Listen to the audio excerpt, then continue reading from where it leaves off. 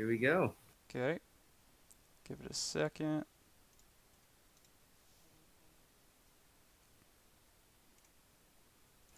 See if we can. We're getting people. Okay for you. Yeah, setup's fine on my end. Are we Oh, we're live yet? live. Not Good. Hey, yeah, we are live. Hello, Cool. everyone. Yay! Awesome. Hi, everyone. Oh, everyone's Hello. Hello. Everyone Crazy. ready on your end, guys? I believe so. I think so. Awesome. Hi, everyone. I'm Charlian, one of the moderators of the Kindred Fates Discord, and here today with the creators of Kindred Fates, the Skymill development team. We have Rob, How's it going? we have Tori, Hello. and we have Andrew. Hi. And sadly, we have background crank. Yeah, helping out with the tech. Sorry in advance to everyone. As you can tell, I'm a little bit sick today, so my voice might not do the best, but doing the best I can. Yes. And if any of us are too loud, too quiet, whatever, just post it in chat, and hopefully we can pick that up and do something about it.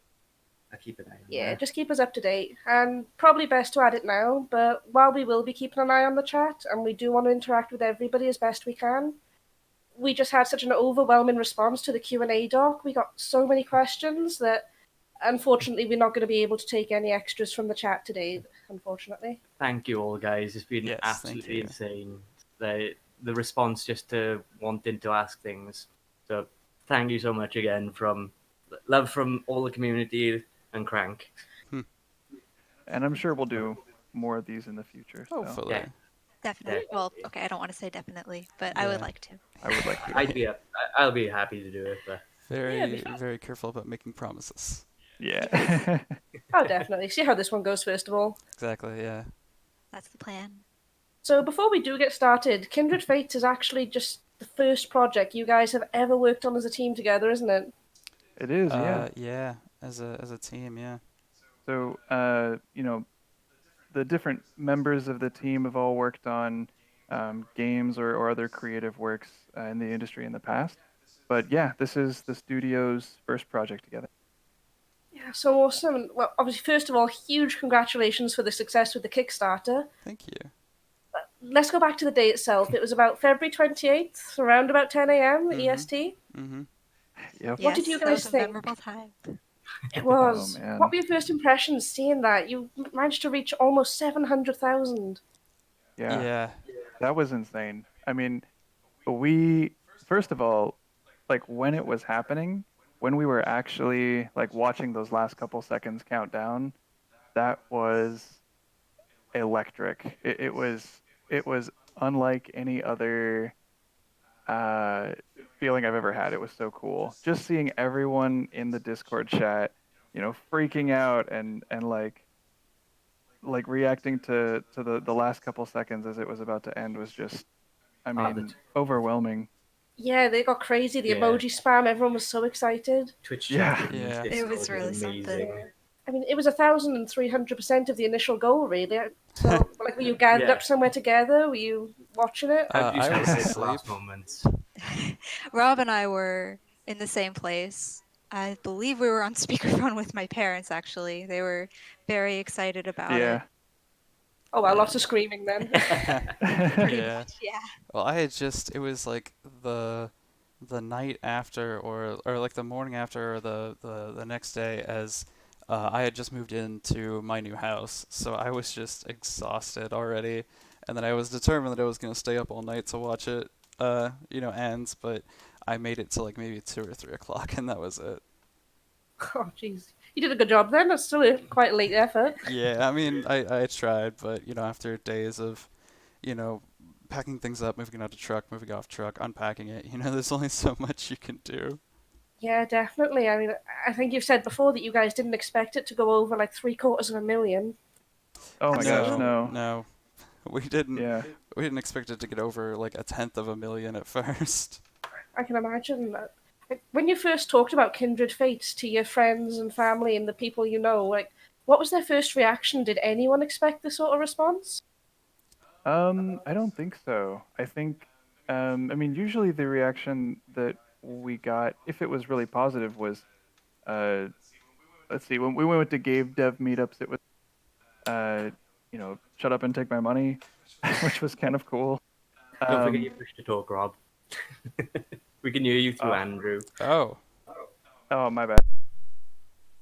Yeah, so people were really excited about the idea, but I think in um, the reaction was just, like, well, there's been a lot of games in the genre, and $50,000 is a lot of money. Are you sure you're going to be able to hit that? And that's kind of how we felt for a long time too.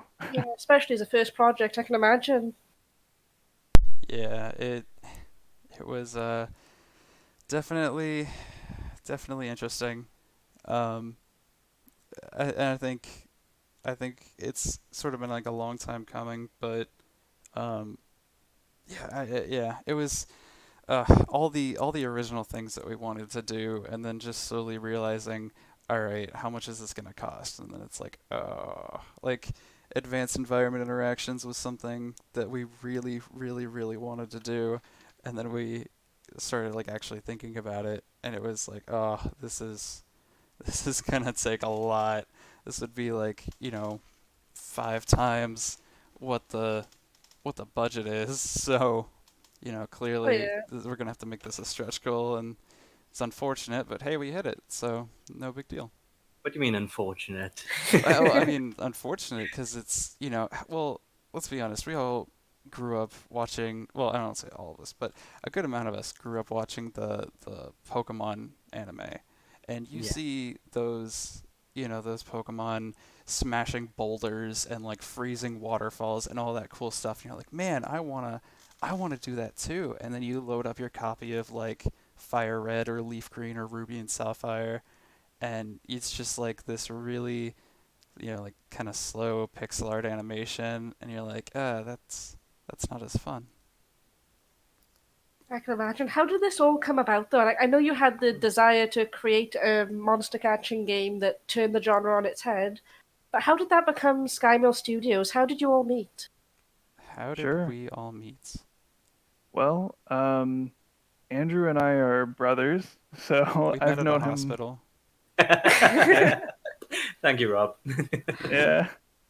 Um, and yeah, so I would say things kind of started when Andrew and I set out to develop a really small, honestly, test game, um, just to get more familiar with the 3D side of Unity. Previously, the two of us had only really worked um, in 2D Yeah, development on Unity. yeah. We have a So comment. They all met in a pretzel shop. yeah, Unfortunately not. Thank That you would for have been yeah, way that. cooler. Yeah. yeah. So we started working on the game there, and that's kind of how the two of us were introduced into the project. Um, Yeah, we and made it. then Naturally. yeah, I've known Tori since high school. I've known SM Wicket since high school. SM John, I've known for, I don't know, probably 8 or so years now. We worked together at a company called Pixel for a while, and that's actually where I ended up developing the first game that I ever worked on. It was a little mobile game called Rain Runner. Um, Which he refuses to actually finish Okay. because of man, this game. You got us all curious now, come on. yeah, it was this little kind of like a platformer. If you're familiar with something like Temple Run, the concept was, I mean, similar to that in that it was an infinite runner game, but instead of running down a path vertically, it was a bit more like Dig Dug. So the idea was to dig down as far as you possibly could, and the environment was kind of procedurally generated beneath you, and um, there were little bombs and stuff that would drop and sort of destroy the environment, and you had to stay alive and that sort Yeah, of thing. like bouncing bombs or time bombs, impact bombs, Yeah. little power-ups. For those in the chat, unfortunately you cannot download it because Rob never finished it. So Aw. Well, I would say it's about 95% finished. it is to the point where he could release it in like a week if he wanted to, but Yeah, Can be. we almost released it, but Yeah, lots of Yeah. comments now. Come on, Rob, we're Rob, waiting. come on, man. Yeah, Come on. yeah. Maybe someday. Come on, dude. It's a fun game. Yeah, I have a test Yeah, it's version of it Gotta- on my fun. phone. yeah, Sounds like a Rob I did thing. enjoy building it. Well, there you go. We'll put off Kindred Fates for a month or two. Finish that one up. Yeah. and I'm What sure do you think, everybody will like chat? We put it off for a month? Yeah. it. Oh man. Speaking I of think which, I'd be. let's announce our next title that we're going to be developing. It's just like, Yeah. So enough about Kindred Fates. Let's yeah. talk about what Oh, we're no, really the- here for. Yeah. Oh yeah. Chat didn't like the no, don't do it, don't do it. Yeah. I imagine if I switched over to some other completely unrelated game, I'd be gunned down in the street or something. Oh yeah, we all would. Honestly, with the amount of dedication and the work that everyone has seen Rob put into the game, and even the devs have vouched for how much Rob does, I wouldn't be surprised to see you juggling several projects. If you're not already. Yeah. No, he's a committed man. He is. Very committed. Like multiple full nights and days without sleep. Kind of committed. Yeah, and there's so many different things he's done for the project that you could almost say that they're each their own little project. So Yeah, I can imagine there's a lot that goes into something like this. Oh Definitely. yeah. Oh We gotta yeah. saying we need Rain Runner to get us through the next 3 years. Yeah. So, as a team, though, when you all got together and you were planning these stretch goals, what was it you were most excited about? I know that Andrew mentioned the advanced environment interactions, Mhm. but what do you wish could have been a stretch goal? Like, if you didn't have to worry about time or money, what would be your one dream for the game? So that's a bit tricky, right? Because you don't want to add too much to the point where the development time starts to outweigh the actual features that are going to be in the game, or you start sacrificing some things just to have a ton of different things in the game. And I think a lot of very popular projects, very popular video games have suffered because of that. So Scope creep, basically. yeah, and I think we had plans when we first launched the Kickstarter. I think we had more stretch goals planned, but then I think we decided against it because we just didn't want to. We didn't want to promise things that ultimately wouldn't have added that much, but would have added a lot of development time. Or even if Yeah. there are some things that would be cool and probably would add a lot to the game, but we just don't want to bite off more than we can chew, I Yeah. guess. Yeah. If we If you didn't have to worry about the time and money, though, if you could just, Yeah. like, Do anything. snap your fingers, complete magic, and it's in the game, what would be the one thing you'd wish for? ooh, probably Jeez, that's tough. It's not the first time we've been asked it, but Yeah. it's always The a answer hard gets question. harder every time. Kind of, yeah, especially as it gets more and more real each time. Yeah. I think eventually, I don't know. Kindred I think Fates it would be animated really show. cool. Yeah, actually, that would be pretty cool. Doing some kind of like a TV show or something like that would be awesome. But as far yeah. as the game itself, maybe getting to the point where it was like a kind of a shared world, almost like Destiny or something. If we had infinite time and resources, and Yeah. then maybe something like that. Yeah. Like a full MMO. Is that what you're trying to say? Yeah. Yeah, but with less of like a lot of the I don't know, a lot of the trappings that kind of come with MMOs, Oh, of course. and Yeah. keeping it more like focused on action combat. So and, just the player base and like Yeah. the online aspect of an MMO. yeah, Gotcha. Gotcha.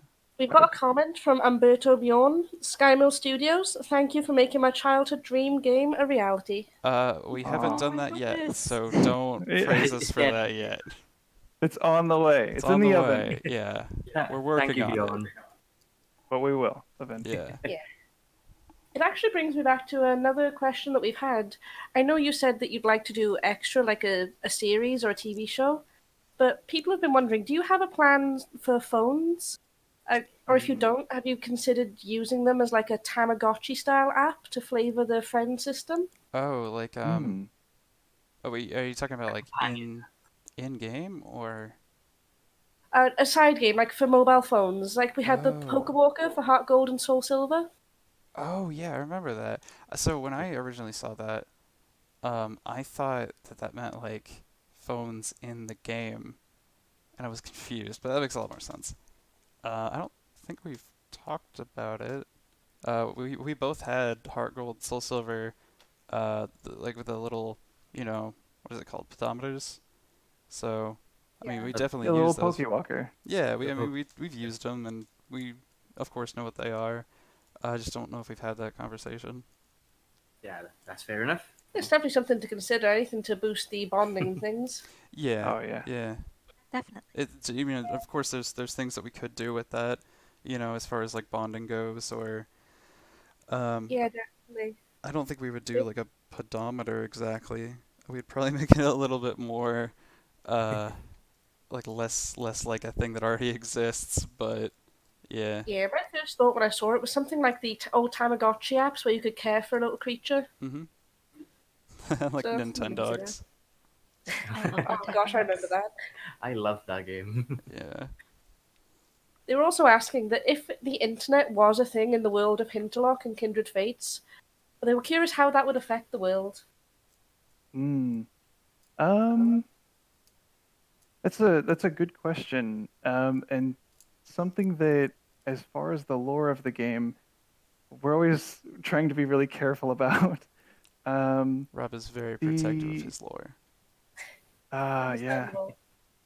Obviously, if at any point there's So something you can't answer, you can just say. sure, Yeah. sure. No comment. Hate to do Um. that. Like we try to at least give a little bit. Yeah. For Oh, that one definitely. specifically, um, I think that I guess I'll say that sort of thing is possible. And um, as far as how it could affect the world specifically, you'll have to play the game and Wait and see, definitely. 3 years though. See. Come on. Yeah. yeah. 3 years later. Yeah. Yeah. So just to give a bit of context, sorry, for anyone who might be new to here. Now, Kindred Fates is an open world monster battling RPG, which is intended to have some darker, more mature themes with the creatures that will be known as kinfolk. Is that right? Mhm. Yep. Awesome. So, can you tell us what are the kinfolk? We know that they're obviously not strictly what we're used to from a monster catching game. Can you give us a bit more information about them? Sure. Um, I would say that in many ways they're similar to a Pokemon or a Digimon, and that for the most part they're just sort of our take on that. They do have some different properties or abilities, not just like attacks and passives and that sort of thing. Um, but in some ways, they kind of behave a bit more like spirits. And I won't go into it much more than that. Yeah. They are sentient, and they are held in regard as equal to humans. Oh, definitely. That's something that we don't actually see too often. The last time I remember that was actually from Digimon, where they could speak. Mhm. Uh-huh. Yep. I'm not sure if this is one that you guys will be able to answer, but why do kinfolk exist in the Hinterlock? Are they the replacement for normal animals, or will we be able to see normal animals like cows in the world? Yeah, that one's kind of a TBD. Yeah, that's one that we're still kind of thinking You heard about. it here, folks. No worries, we'll leave that one then. And we have seen from a few of the trailers that kinfolk can actually die or willfully decide to leave you in the game. Mhm. Mhm. Is that something that you always planned from the beginning? It is Yes. Yep. actually. Yeah, that was one of the core design uh, tenets that we like was one of the first things we put down in the original design doc was that they can die and that they are their own. I don't know how you say this, but like their own being, that Yeah, they they're have their they're own thoughts and individuals that emotions. Yeah, it really gives them that individual personality that it lacks kind of, some of the other monster catching genre that we've Exactly. seen. Hmm. They're not. Because we've seen in some of the. Oh, sorry, go on. Yeah, they're not like a tool, you know. Like in, I don't want to say this in like Pokemon, but we've all had like the one Pidgey that knows cut and nothing else, and you just like break him out to, chop down a Yeah. tree, and he's your tool. Yeah, definitely. The HM slaves. Yeah, we're not we're not Yeah. doing that. Do you guys really want to push the individuality of all of the creatures then? Yeah, Absolutely. give them personalities, make them feel unique. And not just personalities, but yeah, to make them feel like kind of equal individuals in the world, and um, that have a special meaning to you because of what you go through with them. Yeah. You might have one character that you encounter early in the game, and take them all the way to the end, or even further, and then you start using them in competitive and things like that. And so they have just a much deeper meaning than they would than they would otherwise. Yeah, that's something I would love to see, to be honest, because it always made me a bit sad in other games where you would start with a certain team, but then for any post-game or competitive aspects, Yeah. you just have to throw them away, basically. Mhm. Right. So it's nice to hear that that's planned to be a little bit different here. Yeah, Uh-huh. is something that I always really didn't like about certain monster catching games is just like, this one looks really cool, but if I want any sort of chance in anything competitive, I can't like Nidoking, I think he looks so cool, but I would never for at least from my knowledge, my little bit of competitive Pokemon knowledge, you would never want to use him, but yes. Yeah, it's always sad when you can't use your faves. Yeah. Yeah, definitely. So, And going back to the death thing for a moment, we've seen that in some of the trailers so far, when a kinfolk is defeated in battle, they actually drop a blue flame or a spirit, mhm. which disappears if you don't retrieve it in time. Mhm. Yep. Is there anything you can tell us about that? Are they flames? Are they spirits? Or... So the blue flame is the form that a kinfolk reverts to or sort of collapses into, when it's no longer strong enough to sustain its typical form. And that's sort of the last, just the last phase of its existence. It's able to maintain that for a very brief period of time. And if you're able to retrieve it, then it's okay. It can be saved. And if not, then it sort of fades away into nothingness. Okay, so it is literally like the soul of the creature and the physical It's, form has just fallen away from it then. Yeah, yeah. Wow. That's something really deep. and Yeah. well, I'm actually tearing up. That's really, Wow, really. Oh we've my still got goodness. like so many questions Yeah. left to go. Oh Yeah. Oh no. yeah, we still have a lot left, unfortunately. Yeah. We're going to What be do you here mean, a while. unfortunately? There was an add-on to this one as well. Do the flames have any nutritional value? And like, do the kinfolk hunt each other? Is that something that another kinfolk would prey on? Oh The blue man, this flame is question. We very can't high in escape it. sodium. And pain. Yes, Lots of Oh salt. man. sodium and pain is I on the love this. back of the box. It's not Yeah, I recommended as love part of this your daily diet question. then. No, yeah, it's got way too much salt to be part of your daily diet. Yeah, I don't know. Okay, that's interesting. You can make it And into you, Cheerios if you want. Make it into a cereal. kinfolk flame cereal, the next big Exactly, thing. exactly.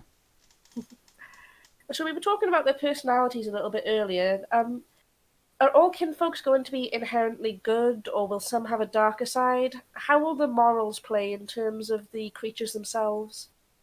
Tori, do you want to take this one? Sure. We definitely plan on having a sort of range. There are going to be a lot of different personalities and a lot of different ways that you can play, and it might not match up with every kinfolk that you run into. So we've got some interesting stuff planned there. Yeah. Okay, so Yeah. you might So run into a kinfolk whose personality just completely clashes with your own. Yep, that's the idea. Yeah. For those who have played, um, it's in Fallout 4, a little bit, but in I think it's most prevalent in Fallout New Vegas. is you might have a follower, but they like or dislike different actions that you take. So Yeah, that's I sort know. of where we got the idea from it. Okay, so like Dungeons and Dragons, I guess you've got the option to go from all the way to lawful good or chaotic evil and everything in between them. Uh-huh. Exactly. Yeah. We're definitely using that as sort of a basis for the different personalities. Yeah, we're gonna try Yeah. and um, I don't know, how many personalities, of course, that we're gonna include. But we want to at least, You'll get it. yeah, cover the bases. Yeah, there'll definitely So be a variety. yeah, and it'll be independent of the actual kinfolk. So I guess that means you could run into one of the salamander creatures, and they could be as evil as they look, or they could be a total sweet. Oh, really? Yes, That's the very first time excited I've for been told this. That's There something you to go. consider. I've got Yeah. a lovely comment from Neo E. Dickies here saying, "I need me a chaotic evil shovel butt." Yeah. Well, if all goes to plan, you will have a chaotic evil shovel And butt. and Sweet Salamander is the next one that's come up. Yeah. Sweet murder. Evil shovel that's just going to be digging holes in everybody's lawns. Rain Yeah. Runner Yeah. in in Kindred with shovel Oh butt. man. Oh boy. So also someone's mentioned before that the game's actually planning to accommodate the less altruistic, the more evil behaviors as well. You can actually choose to take a darker path. Is that right? That is. So we feel like one of the key things that needs to be present in an open world game is the ability to, make good choices or evil choices Yeah. or neutral choices. So without, enabling that sort of behavior, I don't feel like you could really have what feels like an open world game. I think that being able to take those kinds of actions are just as much a part of that experience as, um, a seamless giant open world are. Yeah. Yeah, Yeah. because the open world can start to feel a little less real or a little less interactive if you feel that you're still shoved down like a narrative path. Even though um, you can still go where you want and say what you want. If the end result is still the same, it doesn't exactly feel like an open world. Yeah, the games can feel quite linear if you're just forced into the one path. You don't have as much control over your character. So Yeah. it's actually exciting 'cause this is something I've seen asked for a lot in the other games from the genre. So Yeah, unfortunately, you can't be a mass murderer in Pokemon. Um, although I understand Bummer. why they made that decision.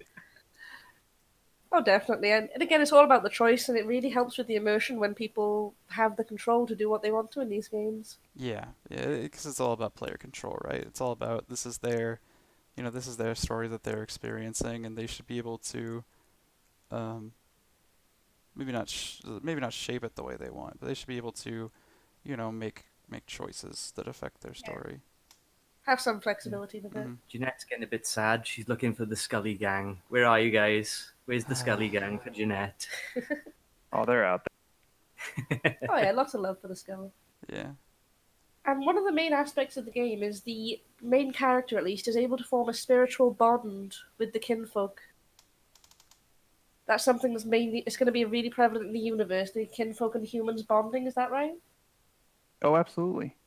I mean, it's the equivalent of our, it's our capture mechanic. It's the Pokeball. It's the, um, yeah. So that's how we handle that sort of thing. You don't necessarily need to go into combat to be able to form a bond with a kinfolk. You might be able to meet them somewhere else in the world and form a bond with them by maybe completing quests for them or doing a favor. And it would kind of build up over time as opposed to the capture mechanic that you can see in like the Kickstarter trailer. So there's different ways that that can happen. Yeah, that sounds pretty cool. Like a passive capture, like rescuing a kinfolk or meeting them and helping them. That's pretty cool. Yeah. It goes to show because not all kinfolk will be aggressive, and it helps with the story. It helps with giving them a bit more personality, I think. Yeah. Yeah. Of course. Hmm. Um, Do we have any official term yet for the title given to humans who have bonded with kinfolk? That one's still TBD. Yeah. It's a bit tricky. Like when you think about it, trainer or tamer, those titles don't quite fit. Because of course, Yeah. we're trying to show that this is really a companionship or a partnership, Yeah. rather than one being greater than the other. So finding a word that really suits that is something that we want to be careful about and really thoughtful with. Yeah, so you're looking for a title that really just pushes the bond and the emotional aspect of it? Yeah, that and that still describes, I guess, the purpose of what it is they're doing, which I Yeah. think will come down to some of the lore stuff as well. Or maybe they don't have a title. I don't know. We'll see. Yeah, definitely. I'm sure the Discord will throw in a few suggestions after this now as well, so... I'm Pretzel Oh, I'm sure. sure. Fables. I'm sure there will be an unofficial title.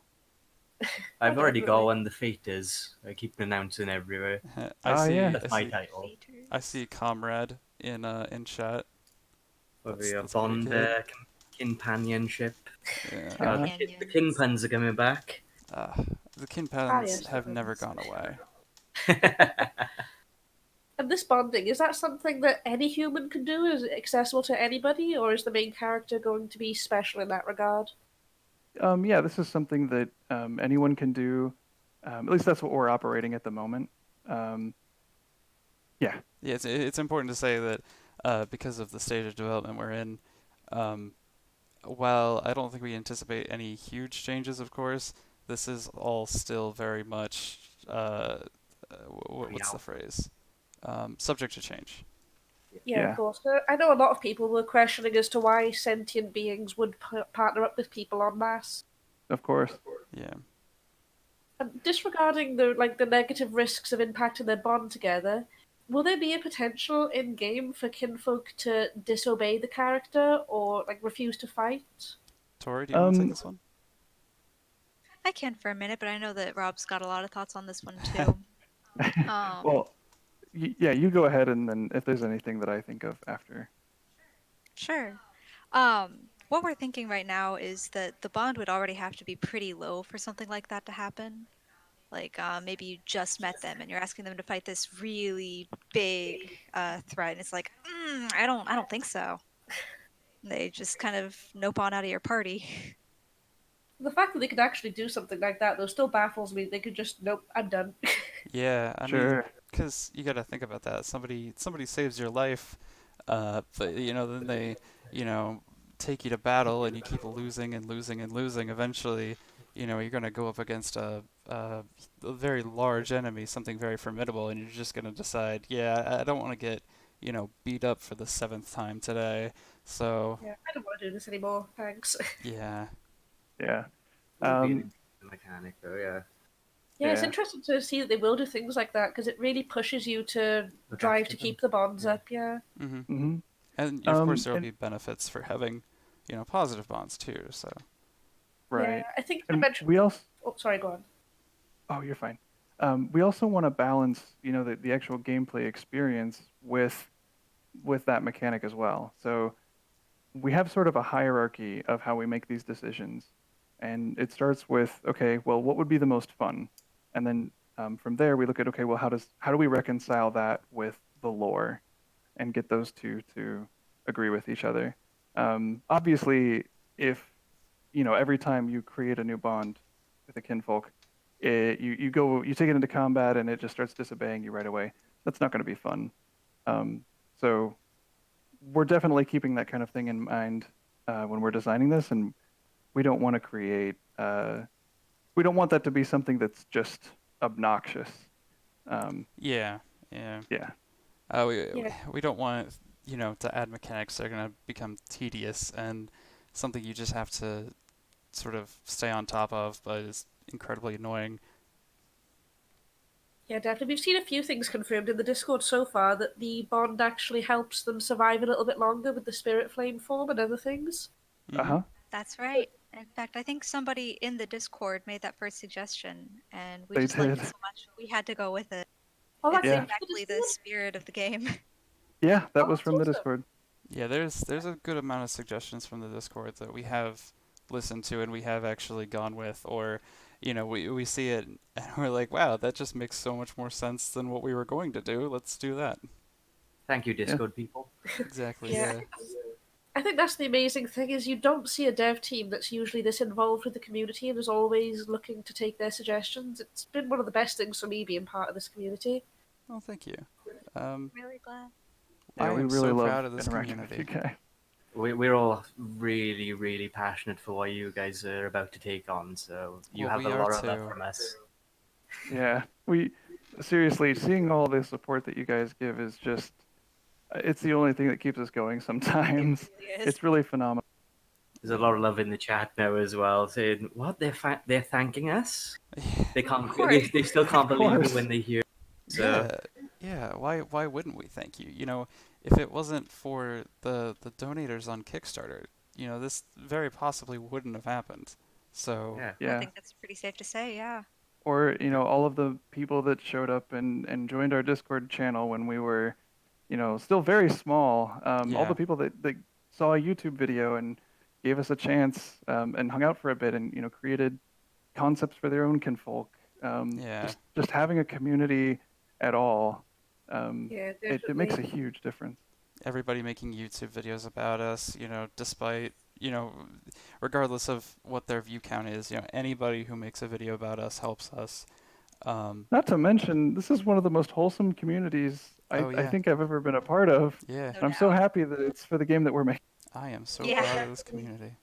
I would go through some of the comments now. There's so many in the Twitch chat right now, all the thank you comments to the team, but there's just lots too of many. hearts. We have lots of hearts. It's Yeah. a breath of fresh air for the devs to get involved in the community so much. Thank you, Dark Adonis.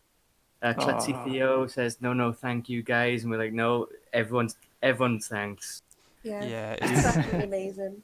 it's really strange to like think about somebody being so passionate and liking this project that me and Rob just kind of came up with while we were just sitting on the floor like spitballing ideas for a sort of like a coding challenge, should you say, and it's just like grown to be so much, and that people are actually just as passionate as we are is really crazy to think about. Yeah, Absolutely. definitely. I want to go back to the kinfolk just for a minute. We'll touch back on the community a bit We'll later. come back to you guys, we promise. Yeah, we still got lots and lots of questions to go through, don't worry.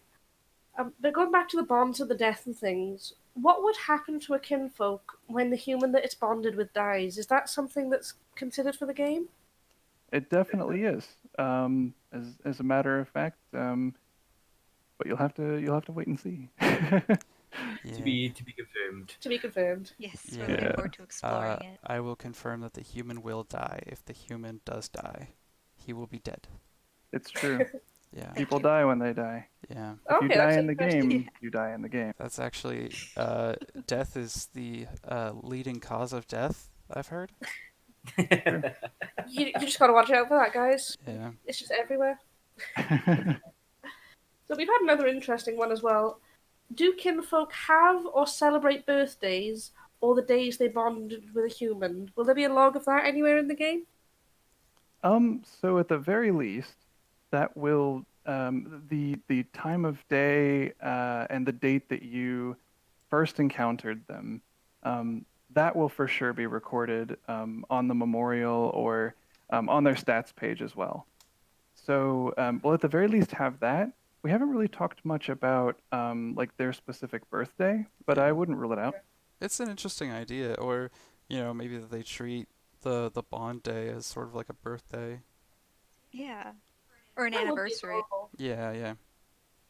So I suppose it all depends on how the world will work, because we've had people ask before, like since the world is not technically Earth, will there still be 24 hours a day, 365 days in a year? I guess it also depends on, if you consider in-game time canon, right? So, in a lot of open world games, a full day cycle might be something like a half an hour. So, it's like if you consider that one day, then probably not.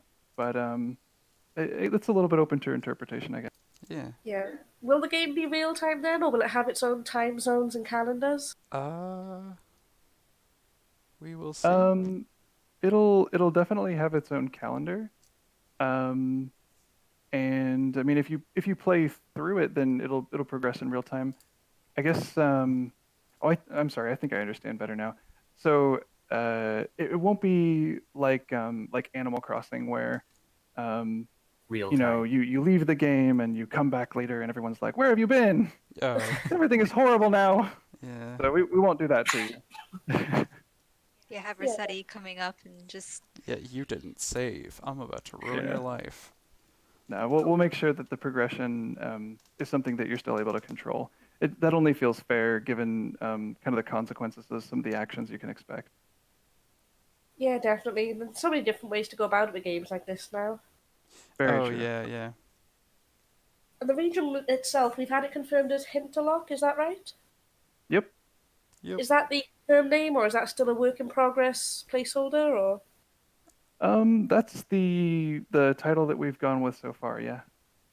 We're considering that the official name unless something changes.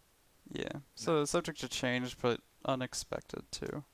yeah, well said. No problem. And we know it was based off of Switzerland, that's been said before. Mm-hmm. Were there any specific locations from Switzerland that you found influential, or do you plan on putting your own spin on the region? Add, I don't know, a desert or a volcano, or. So, We- what We'll me be and very careful yeah, what with me and Rob answering this have one. said before is just hunt around on Google Earth for a bit with our in-game map open and let us know if you find anything. Yeah, Oh, okay, There that's might be an interesting. Easter egg in Google Earth that yeah, we maybe. got them to slip in for us. Best of luck. Totally know them. Get onto a chat. Yeah, that's going to be interesting. I can't wait to see the results of that one. Yeah, see, I'm sure somebody's gonna figure it out in like 20 minutes. Watch, they'll have it before the end of the stream. Yeah, and we'll Happily. it'll be for The like pronunciation of Hinterland. yeah, our secrecy will be for absolutely nothing. Pretty much. Yeah, and you've mentioned that Hinterlock is meant to be set in a more modern world than the other series that we've seen so far. Mm-hmm. If we Possibly. compared Hinterlock to the real world, what would be the era that you think best represents how it will feel? Like, would it be an older era, like more traditional Japan, or would it be post-apocalyptic? It should be as far as like technology goes, I think the information era is probably pretty safe. hmm Okay, so Um, fairly recent then. Mm-hmm. yeah, Yeah, some of the pretty. architecture that we've got is it looks a little bit older. Um, but as far as where the technology is, then yeah, Yeah, I think a Yeah, lot of that might tie into the traditional buildings that we do see in Switzerland with all the beams and the old-fashioned effects. yeah, uh-huh. yeah. I know that threw some people off thinking that it's like in like the medieval era or something. It's not. It's just the architecture. Yeah. Oh yeah, definitely. And it's got me curious now though, like to the potential like cities and things I think have been mentioned before. Uh-huh. So with a loose estimate throughout Interlock, have you got any guesses for the total population of NPCs that we might encounter? Um, that one's a little tricky. Um, Probably a bit we too can early to say say. that, yeah, a little bit, but we can say that you can expect there to be, several hamlets, some small villages, several towns, and then at least one, um, you know, city or large town at the very least. Yeah. Exact number of NPCs or like ballpark, it's still a little bit hard to say. We Yeah. want the world to feel alive and lived in, and so that requires, a hefty amount of NPCs, but how many is a little hard to say. More than two. Yeah, over two. Safe Over bet. two NPCs. Yeah. Actually, you know what? That might be too lofty of a promise. Retcon that. Yeah. Okay, more than one. Yes, more than one. Definitely more than one. Potentially more than two. At least three. We'll see. Yeah, that's Oh pushing. boy. If we hit the 2 million stretch goal, three. Yeah. Yeah. There we go. There you Get go. going, guys. We need more support. Yeah, just We just didn't hit those budgets, So in terms of the cities that we've been talking about, what's the largest you're currently planning in terms of, you could say whether it's population or acreage or buildings? How big do Uh-huh. you plan for your cities to be? Sure. So the game's map is divided up into kind of chunks of 500, I think it's 500 kilometer or no, 500 meters? Yeah, yeah, That sounds small, but maybe I'm misremembering. Half a kilometer then? yeah, that's right. It's anyway, half a kilometer chunks. Um, and so within those, probably the biggest city, it might take up maybe a quarter of a kilometer, a little larger. It's also worth mentioning that the three of us are from America and don't use the metric system too much. So, Yeah. yeah, take that with a grain of It's salt, a new because challenge for you guys then. Oh, definitely. I think that's just going to have more of a thing. You have to get used to the other units, and of well, course, you've yeah, met people from all over the world doing this already in the Discord. yeah. Uh-huh. When it comes to the cities and towns in the games, how accessible do you plan on it being? Will we be able to walk into any house we want, or will it be classed as trespassing if we do? Probably treated similar to something like Skyrim. You could walk into a building, or maybe not. It depends. It could be locked. Some buildings can be entered, and that's acceptable. Whereas others, it maybe is considered trespass. Okay, that's interesting because I feel like it would tie in with the moral themes of the story as well, Uh-huh. especially if you could get in Absolutely. trouble for doing it. Yeah, Yep. yeah. Yep. We're not just gonna That's one let of the you things that walk into everyone's, house and then like straight, just loot the whole thing. It does remind me of there's like a Pokemon ROM hack where you go into a house and there's a guy who just says, "Get out of my house." Yeah. Oh no, I just had PTSD back to one of the fifth gen Pokemon games where you walk into a house and Cynthia's just stood there and you want to run out screaming. Yeah. Oh, that house. Oh, definitely. I can't wait to see things like that in the game then. Oh boy. We've heard about the guild system for the world, Hmm. but is there going to be any governing authority in Hinterlock? Will they have a monarchy or a government or an empire? Yeah, Tori, what do you you had Yeah, some thoughts? we can safely say that there is going to be a governing structure. I don't really know how much more we can say than that, but to generally answer your question, yeah, we do have something like that. Yeah, they do live in a society. Yes. Oh, definitely. And so with the guild system as well, we've heard that, like, obviously you'll be able to run your own guild, typically run by people. But will we ever see kinfolk take on leadership roles in these places? We've It's heard that you want them possible. to always be treated as equals. Uh-huh. Yep. So that's absolutely possible. Yeah, no, I don't think the public opinion would be against it. Okay, so it's not in the world where people might object to a kinfolk being a guild leader, or then it's something that would be openly accepted in their world. Thank you, Gracie, for Auburn for president. Oh, Yes. Yeah. We need yeah. that now. Long Orbin, the president. Longburn for president. There we Yeah, go. president of what? Don't know. Just president. Yes. Yeah. And so we were saying before, would anybody object to it? Kinfolk having these almost human-like roles in society? Um, No, I don't. One of the things that we're trying to stay away from is this sort of mentality of kinfolk versus humans. So we're really trying to stick to them being treated as equals. and the reason for that, really just being, we feel like it's played out.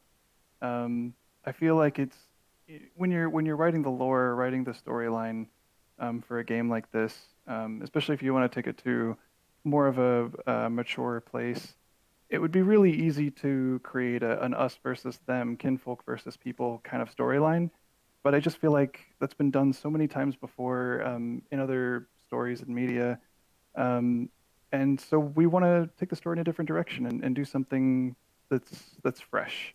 Yeah, Oh, well, really breaking the mold then.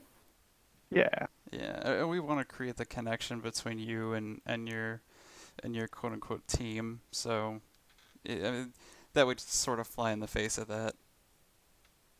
It Yeah, could. definitely. And but we don't ignore that either. So it's something that you can expect to be. I think it's reasonable to expect an explanation for that, though. How did it get to that point, Yeah. that this is sort of normal, and so that is something that'll be explained as well. It's just not the focus of the game story is all. Yeah, of course. And like you said, it's breaking a cliche, which I actually think is going to make things more interesting when we play it. Yeah, Yeah, hopefully. Definitely. we hope so. Yeah, I mean that's a lot of so. what's going on right now. It's just a lot of yeah. We hope people enjoy it.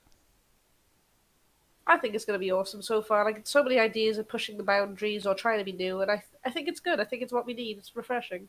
Mm-hmm. Thank you. So, when it comes to Hinterlock, is there going to be any technology? Like, I know it's a modern world, but is there anything that we wouldn't expect to see? Something new, whether it's advanced or perhaps even from further back in time that they still use for whatever reason? Well, if you wouldn't expect to see it, we want you to still not expect to see it. Yeah, probably. Yeah. Okay, Unfortunately. Uh, there may or may not be things that you may or may not expect. to be decided when we Vague see the is, game then. Yeah. yeah, par for the course on how vague we tend to be. Yeah, you know. Yeah, definitely. And speaking about how big things are going to be, are we going to learn about potentially other regions beyond Hinterlock within the game? Is that something the NPCs might speak about? It might be referenced, yeah. The game will take place entirely within Hinterlock, but yeah, you'll likely end up hearing about the world outside of Hinterlock. Because it doesn't just happen in a vacuum. You know, the Hinterlock isn't the entire planet. You know. Yeah, definitely. Again, it helps you feel more involved in the game. Yeah. Uh-huh. Yeah, it makes it feel more like a real world. Yeah. Because I mean, you know, you don't walk around your town and never hear a different accent or never hear, you know, somebody from some other place, especially in um, sort of the reference area we're going for. Yeah, definitely. It's all about the immersion, really, and I think it does help. Yeah. So, I know that the whole thing is about your big moral choices and the emotional outcomes of what you do in the game, but how will the choices that we make affect the fate of Hinterlock? Will there be different endings? How dramatically will what we do affect the game? Yeah, that's a definitely a fair question. Um, it'll be first of all, there'll be multiple endings to the game story. And you can expect the choices that you make, even very early on, to have a cascading effect on that. The way that we go about writing the story itself is specifically with that in mind, so that we don't run into a sort of red ending versus blue ending uh, laser situation. Um, so yes, there'll be very impactful choices that you make throughout the game story that'll result in multiple endings, and those will be persistent consequences that affect you even after the main story. Yeah, we are all for the uh, actual, you know, like real consequences, not just like, ooh, look, the flags have changed, and you know, the people The are Mass wearing Effect different ending. clothes now. You know, Right. Yeah. if anyone, I'm sure there's some people who've played Guild Wars 2. Um, that's the inspiration that me and Robbie had. So they would have. Uh, Help me if I forget here, Rob, but they would have these sort of world events that people could show up, and it would change things if you you know didn't complete it. If you couldn't hold off the horde of enemies, um, you know the town might get looted and become a bandit camp for a little bit. So you know that's kind of where we got the idea for the like the like effects decisions. Oh, I'm already going to feel so guilty playing this game. Oh gosh. Oh wow. So talking to a few of the story aspects that we've had confirmed then, the whole premise we've seen from the Kickstarter trailer at least revolves around a fog that starts rolling in. The mist. Is that something Yeah. that's always been there or something new to Hinterlock? Can you give us a bit more information?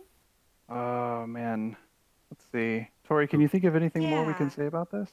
Well, I can at least um, restate what we said a while ago, and that's that it's not an entirely new thing, but it hasn't ever really occurred like this before. Is there anything else that you'd be good with adding? Um, I guess we can say that I think this is also just sort of restating what we said before, but um, the game story, this will be a large part of the game story. Yeah, definitely. Another thing that we've had confirmed is the ether and etiology. That's we've seen in the ARG section of the Discord. Is there any relation between that and ethology, the study of animal behavior? None at all. Nope. That was a total Complete coincidence. coincidence that Happy we, coincidence. yeah, that we Sorry to realized disappoint after we saw everyone. that question. Oh, wow, definitely. And can you give us any more information on any mechanics or lore tied into that, or is that something we can't talk about yet? Oh boy. Um, I think it's mostly something that you'll need to play the game to find out. Although I wouldn't say that it's uh like a massive spoiler or anything. It's just part of the world, um, and it'll be interesting to get. Yeah, definitely. We've mainly seen things like this via the ARG section, and we've been introduced to certain characters there, like Henry, the Brood Mother, Annabelle Windstorm. Are these people that we could meet within the game? Some of them, yes. Ooh. Oh, that's interesting. Only some of them? Gotta love these Some of detailed them. answers. Listen, we got 3 more years of this. We gotta Yeah, spread yeah. this out. We're gonna mess you so badly over these next 3 years. Yeah, we're Yeah. just gonna lay all of our cards on the table in 2020 and not, announce or slowly trickle information out for 3 years. We're just gonna go completely silent. Are we But just still getting imagine. our mountain clowns? Uh, Ooh, yeah, that's. I think. I think we narrowly dodged that one. Oh yeah, it was. All right. Some people apparently don't believe that it was this close, but I kid you not, it was like what, like $80 away from that I think it was. 700,000. Yeah, it was less than 100. That's crazy, because I know a few people did jokingly suggest, oh, they fudged the numbers so they don't have to go to Everest. Yeah, no, I was was having a heart really attack. Yeah. I mean, at the time, it seemed so unlikely. It was like $150,000 away in 12 hours, I think, Nah, if that's my not gonna math is happen. right. Yeah, it was like less than a day and like 100 and some thousand dollars, and so I of course never expected that to actually happen. But that's the story of our company, really. Definitely, the Okay. real underdogs of the genre. Yeah. So going back to the characters, someone's added on, does Mrs. Windstorm, being a jeweler, have anything to do with the air type's advantage over the earth type? Was that intentional? Thinking emoji. Um. Yeah. I would. Up to you. Your Not something we can interpretation. add on at the moment then. Yeah. Yeah, that's fair. Oh, so as long as you guys don't mind, we've got questions here. Less about the lore, but for the studio. Mhm. Uh-huh. So, seeing as fans of the Pokemon genre and similar like catching titles Mhm. were the first people to notice and look into the game, what were your plans and what are your plans for the future? Really, convincing them that this is going to be a unique experience, and different to the normal. Sure. So, we really started out creating this game by discussing what it was that we really, really enjoyed about the genre, and what were the things that we liked less about it, or things that had made us kind of stop playing it recently. And we also looked at what we had been seeing from the community, honestly, for years at that point, and that was, this cultural zeitgeist idea of, what would a Breath of the Wild Pokemon game look like? Um, so I think that is sort of our biggest pitch towards that crowd is, hey, this is the, open world monster battling game.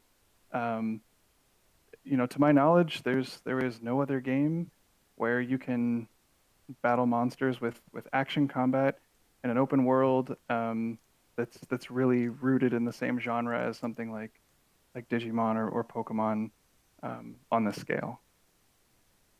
Yeah, definitely. And obviously that's going to be the first audience that you get, and you're probably honestly sick of hearing the words Pokemon clone at this point. Uh, But Not really.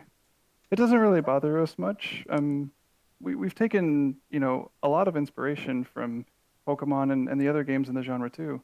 I feel like it's the most natural comparison. It's what people are familiar with, and yeah. um, yeah, it's a common language, right? yeah, So we don't really, it doesn't really bother us much, and I think that, um, now that we have the means to develop the game and finish it, we're just really happy to be able to do that and let the game speak for itself. If Yeah. people still think it's a Pokemon clone by the time that it's come out, then okay, fair enough. But I don't think that's going to be the case at all. Yeah. yeah, definitely. Well, it's certainly aiming to be something different from what we've seen so far. Hmm. Oh yeah. Obviously, they would have been your initial audience, but were you planning to expand, or is there anyone else, any other genres that you'd like to see take an interest in the game? I know Dark Souls has been mentioned, as well as Breath of the Wild. Sure. Well, with the permadeath being a pretty core mechanic to the game, I think people who enjoy roguelikes or games like Dark Souls, I think that this definitely has some appeal there too. Um, and then, anyone who's really a fan of open world RPGs like Skyrim or Horizon Zero Dawn, um, I think there's a lot that the game has to offer there too. Hmm. And like more exploration focused games, sort of like Breath of the Wild, I guess you could still classify as like another exploration focused sort of game. That's definitely. So I know Breath of the Wild has been mentioned a lot, the whole open world aspect and inspiration.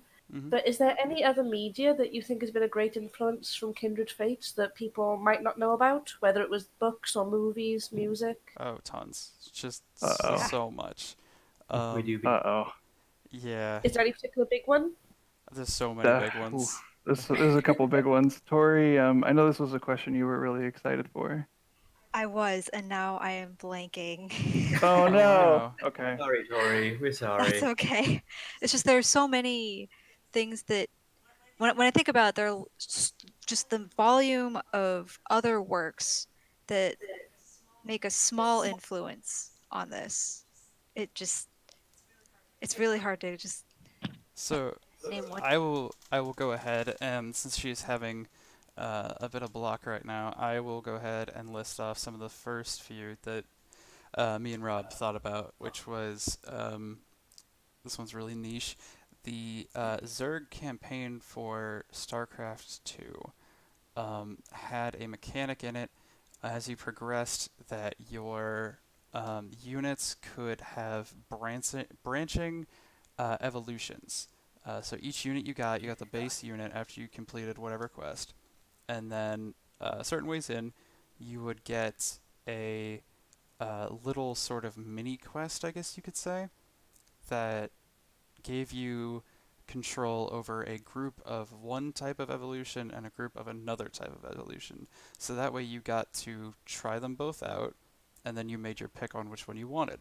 And I thought that was one of the coolest things I had ever seen because the whole thing of evolution is absolutely fascinating to me, and the fact that you can build player choice into that to revolve around your playstyle, I thought was just so cool. So that was sort of where that came from, partly. Um, Hmm. and there's we've said Guild Wars 2 earlier, um, and I think there was a question I got on the Q&A channel a while ago about vistas. So I don't want to, of course, promise anything about that, but it's definitely something we're thinking about, um, something like that, because me and Rob loved the Vista system. Um, Yeah. s- As far as other creative works, things like movies, TV shows, books, I think I can safely say for probably all three of us, or at the very least Tori and I, that Neon Genesis Evangelion was a big Yeah. inspiration for some of the things Oh that wow, we're. that's a big title. Oh yeah, um, huge fans of the series and some of the movies. So yeah, that's a big one. Um, let's see. Also, I had another one. Um, XCOM. I remembered one of my big ones, oh yeah. and it's still another video game, but I feel like we're definitely really inspired by Undertale. It's one of my favorite games. So there are a lot of different aspects of that. I probably won't get too into detail, but and you can tell from Final Hope Message Part 1 and Part 2 that we're planning on having dialogue kind of similar. Um, You're gonna have a bad time. yeah, Yeah, yeah, I think it's you pretty can, safe that you might have a bad time. you might. I can definitely see it now you've mentioned it, though, the moral choices and breaking the norms. Exactly, yeah. You Also, can Um, checking back on the Discord, it looks like we've had someone who may have found the IRL map for him to look Oh Uh-oh. at. boy, that was Oh. fast. Winter Solstice, we think, has actually found your little Easter egg. It's in the main Ah, chat, but let's yeah, I think you were right about the 20 minutes. Fair play fair Wow. play to the Discord. Well done, guys. A Wait, That is dedicated is it? community. Oh, yep. Look, yeah. Winter solstice. Yep, yep. You Yeah. did it. Well done. Congratulations. Well done, Winter. Thank you for that. Yeah. Wow. Yeah. As you can see, we've taken a few sort of minor changes, but the general shape of it is pretty similar. Yeah. Yeah, that looks pretty awesome. It's nice to see a map accurately represented but still be unique. Yeah. Oh, we're very excited about that. Or at least, okay, speaking for myself, I am very excited about that. I'm something of a botany nerd, so we're probably going to talk about this later at some point, but I'm just too excited about it. I'm doing research on the area to have regionally accurate plants, and everything in there already also is. I mean, maybe not the grass. You can't do too much with that, but yeah, all of the trees, all the flowers, they're accurate. Oh wow, so you've actually gone as far as the research into the individual flora and fauna. Mhm. Yep. very much yes. Yeah. It was we were wanting to take inspiration off of a real world map. Um, that was sort of in the beginning what we were planning on doing, and we were looking for a very long time. We were looking all over the place, at the fjords of Norway. We were looking at Iceland. Iceland. Yeah, we were looking at the Faroe Islands. Um, yeah, we were looking everywhere, and then we started looking in like Austria, Switzerland, kind of Alps area, and then we found that, and we thought it was so cool that it had, a lake on either side, and a river connecting These it. mountains that Yeah, like inter tons of yeah. mountains, and then there's just this beautiful little flat valley that just sits, right there, right super level, and what a perfect It place to build a city. So yeah, it really just felt like it ought to be a video game map when you yeah, looked at it. So we decided we should go with. yeah, Oh, definitely. And Switzerland itself is absolutely beautiful. yeah. Oh yeah. I know that there was mentions of you guys potentially even visiting Switzerland to do your own hands-on study. Is that still going to be a thing? Yeah. Hopefully. Not anytime soon, probably, but Yeah. it's something we would really like to do to get a better feel of the area itself, and because it's one thing to take inspiration from a place, but then if you actually go there and you walk around yourself and get a feeling for how big it actually is, and sort of what it actually feels like to be there and what everything looks like, I'm sure it would be more than a good place for inspiration. Yeah, definitely. And like people have said before, the region that you've chosen, the environments, they provide so much for so many different aspects. Like volcanoes can be hidden inside snowy mountains. You could have beautiful underground caverns. Mm-hmm. Because I'm sure caves have been mentioned as a thing as well, haven't they? Matt, have they caves? Yeah. Yeah, you can expect caves. Oh yeah. Oh, wow. Thanks for informing the rest of the team, Rob. I'll be sure to. Yeah, people have pestered about the biomes before in the Discord. Yeah, I'm sure he's told us. I just forgot. There's been a lot of biome chats. Everyone wants all the biomes. All Not the just biomes. People are thirsty for all the information on That's- all the game already. somebody said mushroom Yeah. forests, and I don't know about that one. That's a bit There's too Minecrafty, I think. Yeah, I don't know how that so would many. fit. It's So many interesting, but it gives me possibilities super still. fantasy vibes. Crystals or mushrooms. Uh-huh. Yeah. Oh yeah. So going back to the game itself a bit more, when it comes to the character customization, we saw a very brief bit of it on the Kickstarter page. But Mhm. do you plan to work on a really detailed system, or will it be set options or sliders? Can you give us any Sure. more information? Yeah, I'm actually really glad that this is a question because it's something that I've wanted to discuss a little bit more and haven't really had a great opportunity for it. We were a bit limited with how much we were able to show on the Kickstarter page itself.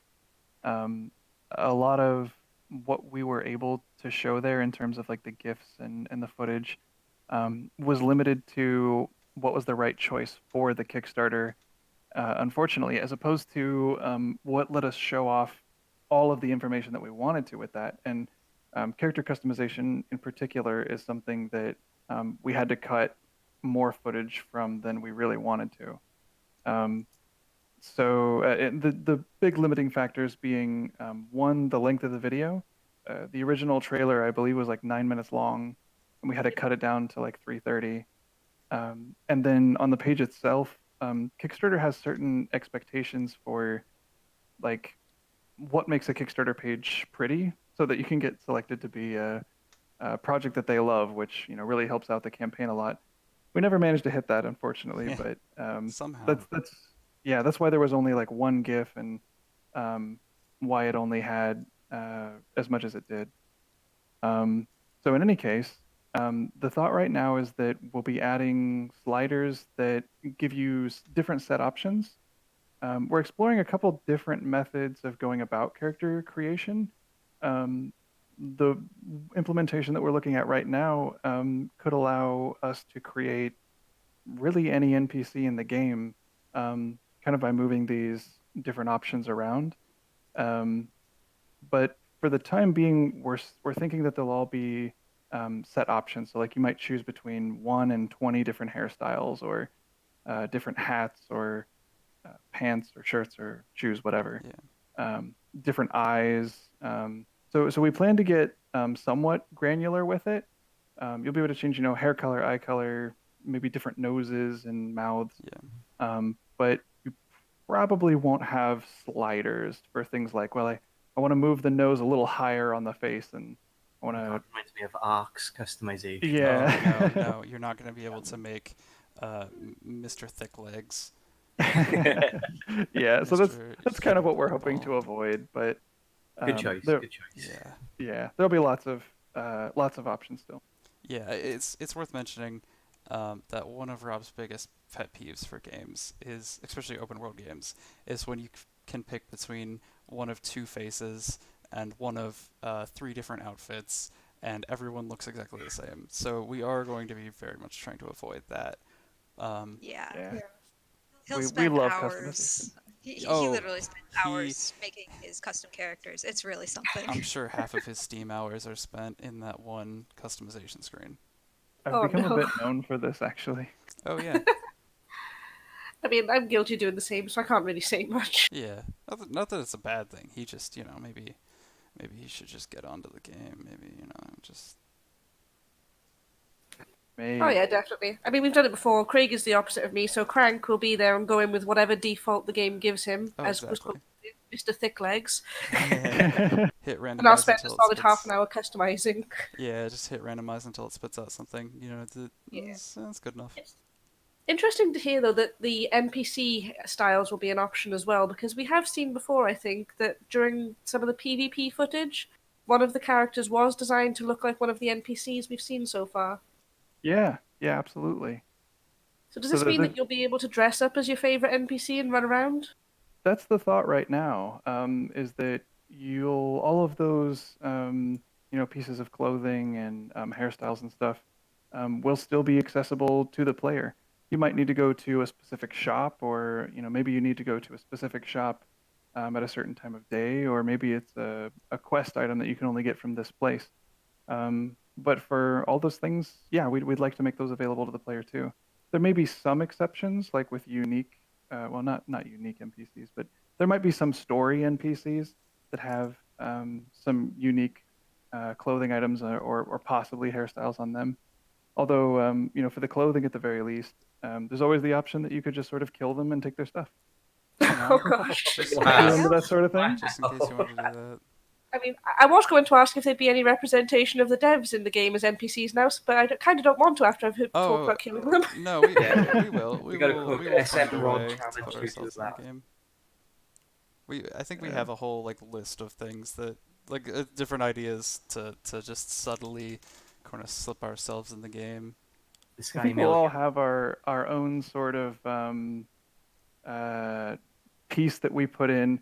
Whether or not they're all specifically NPCs is still sort of deciding on. We don't want Yeah. to get too There's self-inserty, but there's gonna be but- some reference or something. Oh, somewhere, yeah. Oh. yeah, for sure, Well, we've we'll already all got put our pets. own personal mark yeah. somewhere.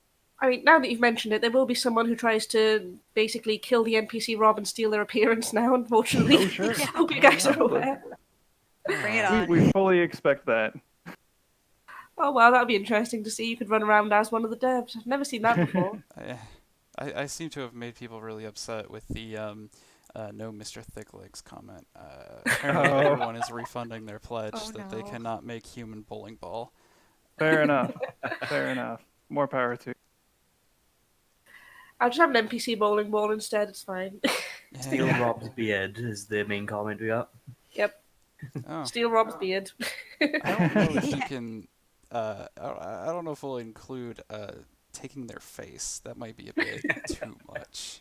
Sorry, guys. He can't have his beard or his mustache. Yeah. At least not on your face. Yeah. Well, yeah. So as of now in the game, what's the most difficult that you plan on making any items get, whether it's clothing, cosmetics? Will you have to go to New Game Plus for anything? Or I know someone's mentioned Mechid's Royal Crown. How common should we expect that to be? But I believe that's a Kickstarter exclusive, is it? Yeah. So for the Royal Crown, that's the only time we'll be offering that, or really any item quite like that. We won't be limiting any other cosmetics or features of the game Yeah. in that way ever again. It's worth mentioning far that as- we did not like the process of the Royal Crown. That's not something that we liked to do, and not really something that we intend on doing in the future. I was adamantly against that. Yeah. Yeah. Actually. Yeah. It's hard because you don't want to exclude people, but at the end of Yeah. the day, you want to give people an incentive to back. Exactly. Yeah. And it's It was a very tricky line to walk, and I'm really thankful that we don't have to walk that line Yeah. anymore. and it's all about the precedent you're setting for the future, right?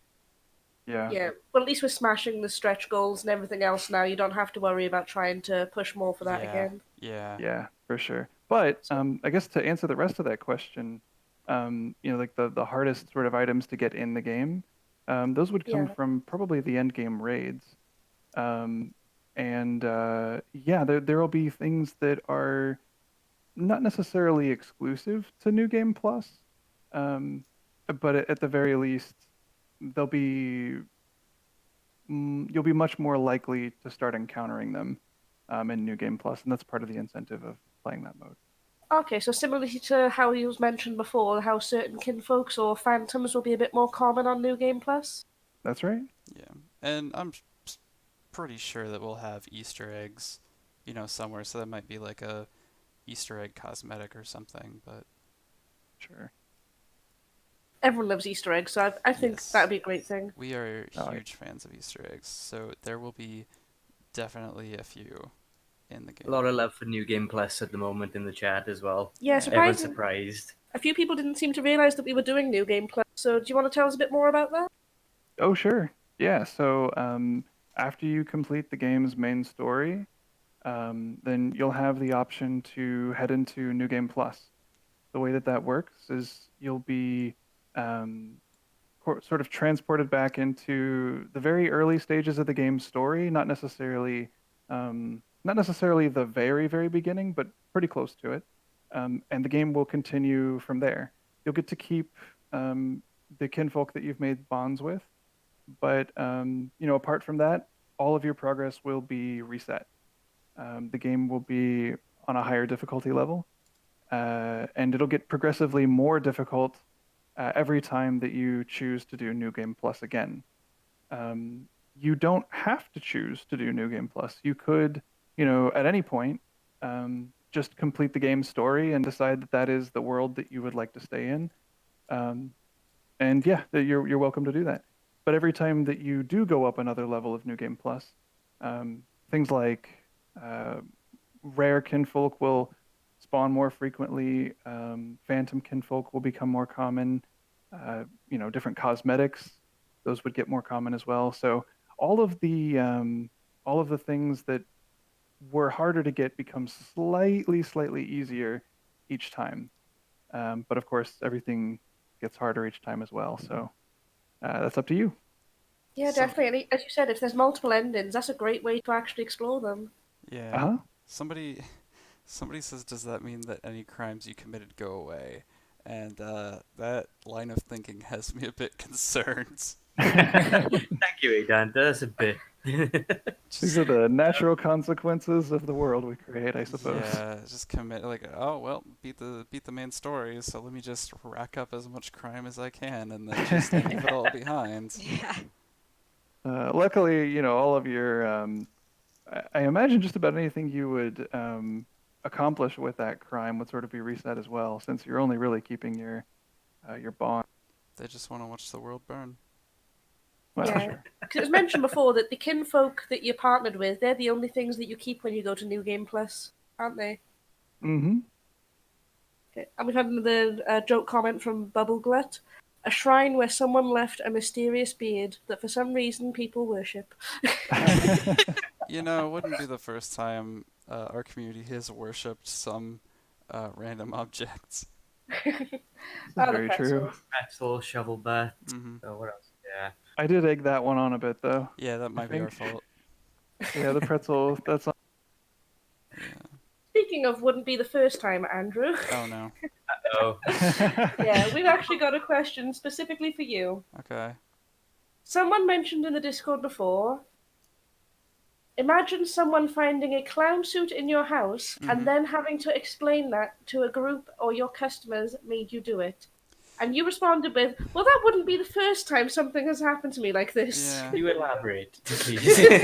Well, I mean, do I have to? I mean, clearly this is a very normal situation. Definitely Yeah. do. So when I was in high school, I was like really big into theater, so it's pretty safe to say that I had plenty of just strange things in my possession that, given context, were completely normal. But, who has like 3 different versions of a creepy Ronald Reagan mask just laying around, and like just the weirdest props occasionally, like here's a decapitated sock puppet. Like it's just you end up getting numb to it, but then your parents walk in your room and they're like, "All right, what is this? Please explain to me what this is." And you're like, um, How long have we got? yeah, pretty much. And would there be any plans? I know it's been mentioned before, but people want the clown suits in the games now. Whether it's an NPC as a clown on the top of Mount course. Everest in the game. Oh, Easter yeah, eggs. we'll have to see. Do you think it's in the budget? Can we work that in? I don't know, man. We'll have to think we're just gonna have to have wait until several- we'll have to hunt every mountain. We'll have several extended meetings on this topic, I think. Yeah. Yes. I mean, that might just be what we have to do for a self-insert. It's just 2 clowns on top of a mountain, Yeah. Yeah. just launching an app. Awesome. When it comes to the gameplay aspects and mechanics, what do you expect to be putting most of your focus on now that everything's starting? Oh, sure. Well, this is a pretty easy one, actually. For the next, I don't know, really probably until the end of the year, the heaviest focus will be on the online multiplayer components, because those are just the pieces that are required to get the alpha combat arena up and running. So, there'll be things like, fine-tuning action combat to the point where it's comfortably playable online, having a small roster of characters to choose between and battle with, And if we're lucky, if we can, manage to find the time to squeeze it in, then hopefully even an AI to sort of practice against as well. The current AI is okay, but we know we can do a lot better with it. So we'll be improving that as part of development as well. Yeah. Yeah, definitely. I'm imagining if you're going for a more mature game, you really want a more difficult game than what we're probably used to at this point, I'm guessing. Yeah. Hmm. One of That's our definitely the goal. hmm? What Oh, I so? was just saying. Could you please stop interrupting me? Yeah, so one of our original design philosophies that we picked up really early on was how to make a game um, difficult but not punishing, and that there's a difference between punishing, which is not fun, and difficult, which can be fun. So that has been a focus of ours um, in design for a long time of how to make it difficult but still fun and not just brutally punishing to the point where it's like, why even try? Yeah, for sure. Yeah, definitely. And speaking of the philosophies that you've got for the game, we know that you set out to take aspects from the games that you love, like Pokemon or Breath of the Wild, and you want to move the genre forward. But how has your mentality changed since you've started development? Are there any new ideals that you've picked up, or any that you still want to adhere to while you're designing Kindred Fates? Oh, absolutely. Yeah. I would say that happens, I mean, somewhat frequently still. And one of the hardest parts um, about developing a game that you're like really, really passionate for is trying to sort of keep a lid on that. And that's not to say not to spoil those things, but really to not take that too far. Um, we want to be our own game. We want Kindred Fates to stand on its own. And so there's a tricky sort of line to walk between coming up with new ideas that push the genre forward and are innovative and interesting, um, and still keeping things that are familiar and what people expect from the genre. Um, so, sort of the first experiment that we'll be testing um, like that is, types as a play style instead of um, the super effective and not very effective that we're all really used to. Um, we want that to be skill based instead of hard number based. And so right now we just need to see if that's possible. See if um, in a full roster of characters or at least a small pool of characters that we can use as a test bed, is that feasible? Is that fun? Do people enjoy that? Hmm. Um, and how do we go about doing that? So there's definitely lots of new ideas that we still think about and go, oh, that would be really cool. Um, but we try to kind of temper that and not expand it beyond beyond what's familiar to people, I suppose.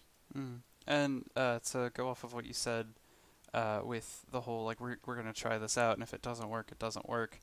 Um, the whole making every single kinfolk competitively viable. That is something that we would love to do, but we totally recognize that it might not be possible. But we sure are going to try. Yeah. It's a huge roster. Yeah, Yeah. Yeah, it became a very large 160 or roster. so characters. Yeah. No matter the Um, game, a we, meta always tends to form anyway, so it's going to be difficult. of Yeah. course, of course. With I guess the philosophy that we're taking on that um, is as we're designing the passive abilities of every creature, as we're designing the move pools that every character has access to, as we're designing new characters and going, okay, here are the types of characters that we have already, and here are sort of some play styles that we're missing. We always try to think of, okay, what is the niche that this character can fill? What can this kinfolk do that no one else can?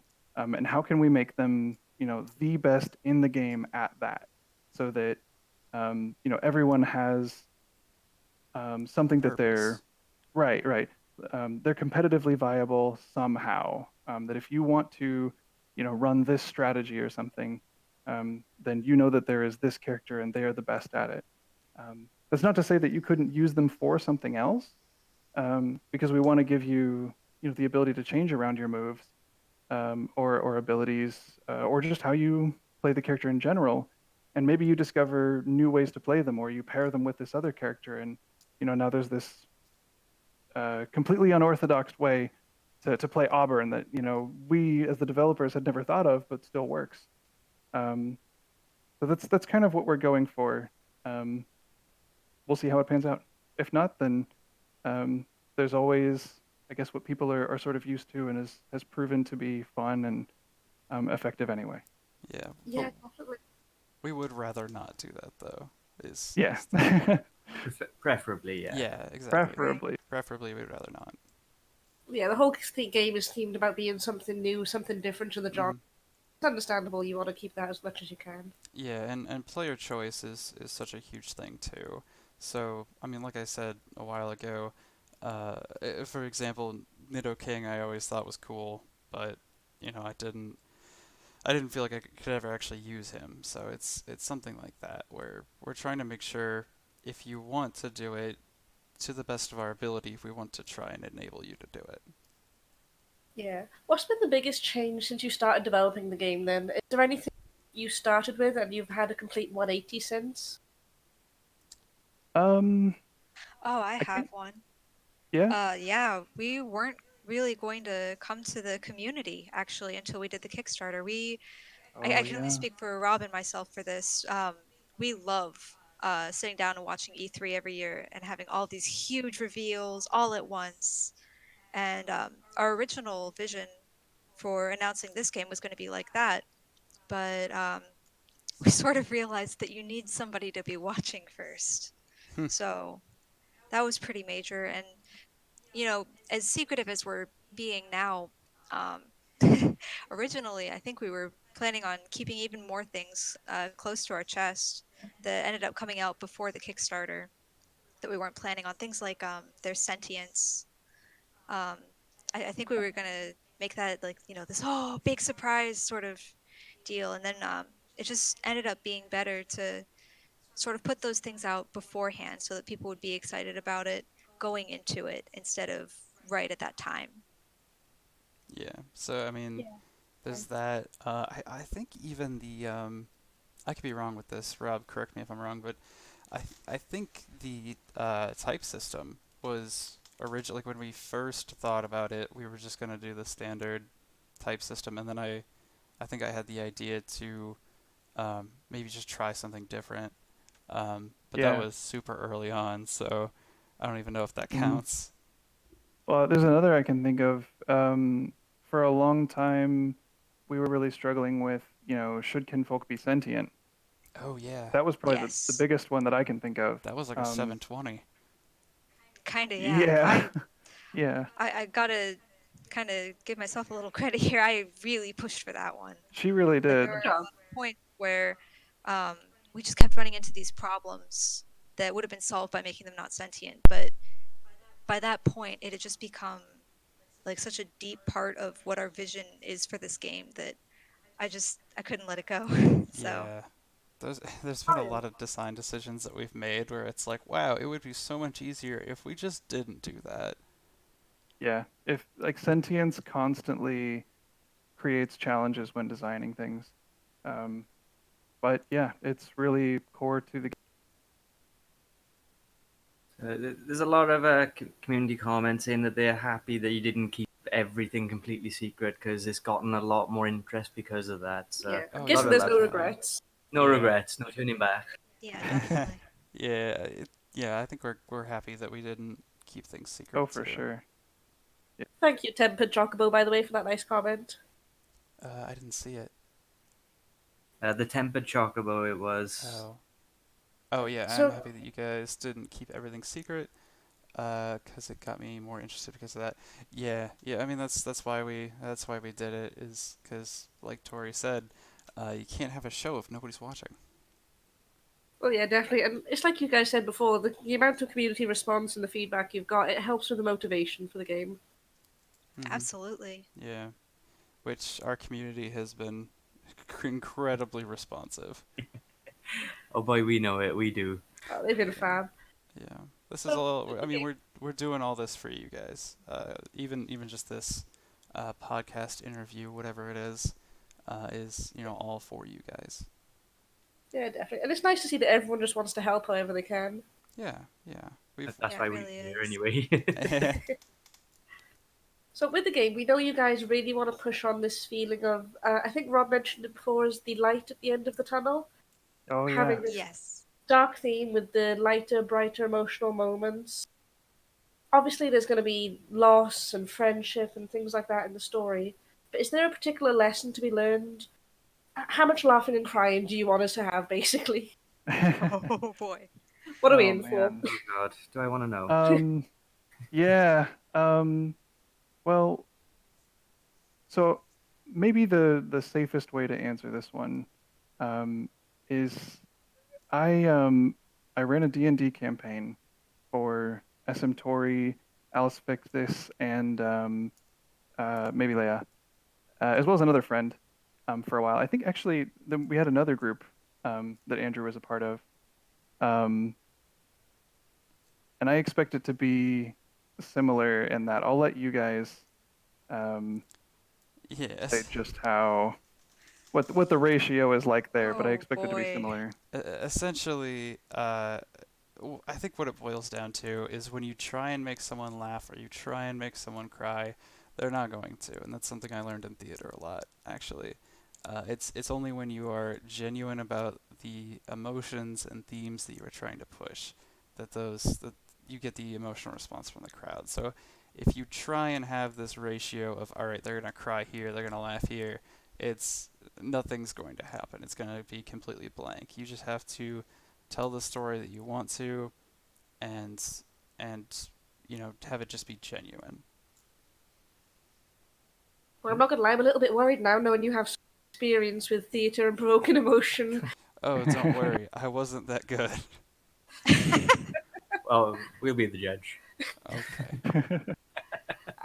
We're all hyped up for it, Yeah. especially the emotions. A lot of people have been caught emotionally already by the final hope messages and other things. Yeah. Oh yeah. We put a Yeah. lot of emphasis on that type of stuff, and we look forward to writing a lot more of it. Unfortunately, at the moment, we're really stuck with some of the Kickstarter wrap up, and then Oh yes, business, the more business. technical side of and the more technical side of the combat The arena sort of. boring stuff. Yeah. I do want to apologize to everyone for how long all of this like wrap up turnarounds like business stuff has taken. This has been so much more tedious than any of us have ever expected, and we want it to be over just as much as you guys do. And Yeah, yeah, we've there's so many things that like the yeah, contest. It's guys, we really want to get that done with. We hate keep on delaying it. It's just there's so much that we have to do. yeah. And I the think. contest isn't easy either. There were so many good entries. Exactly, Oh man, exactly. Yep. phenomenal entry.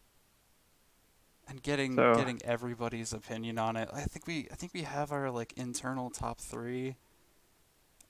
So it's not that we've been ignoring it. Don't think we've been ignoring it. Um, we very much want to get that done and out of the way.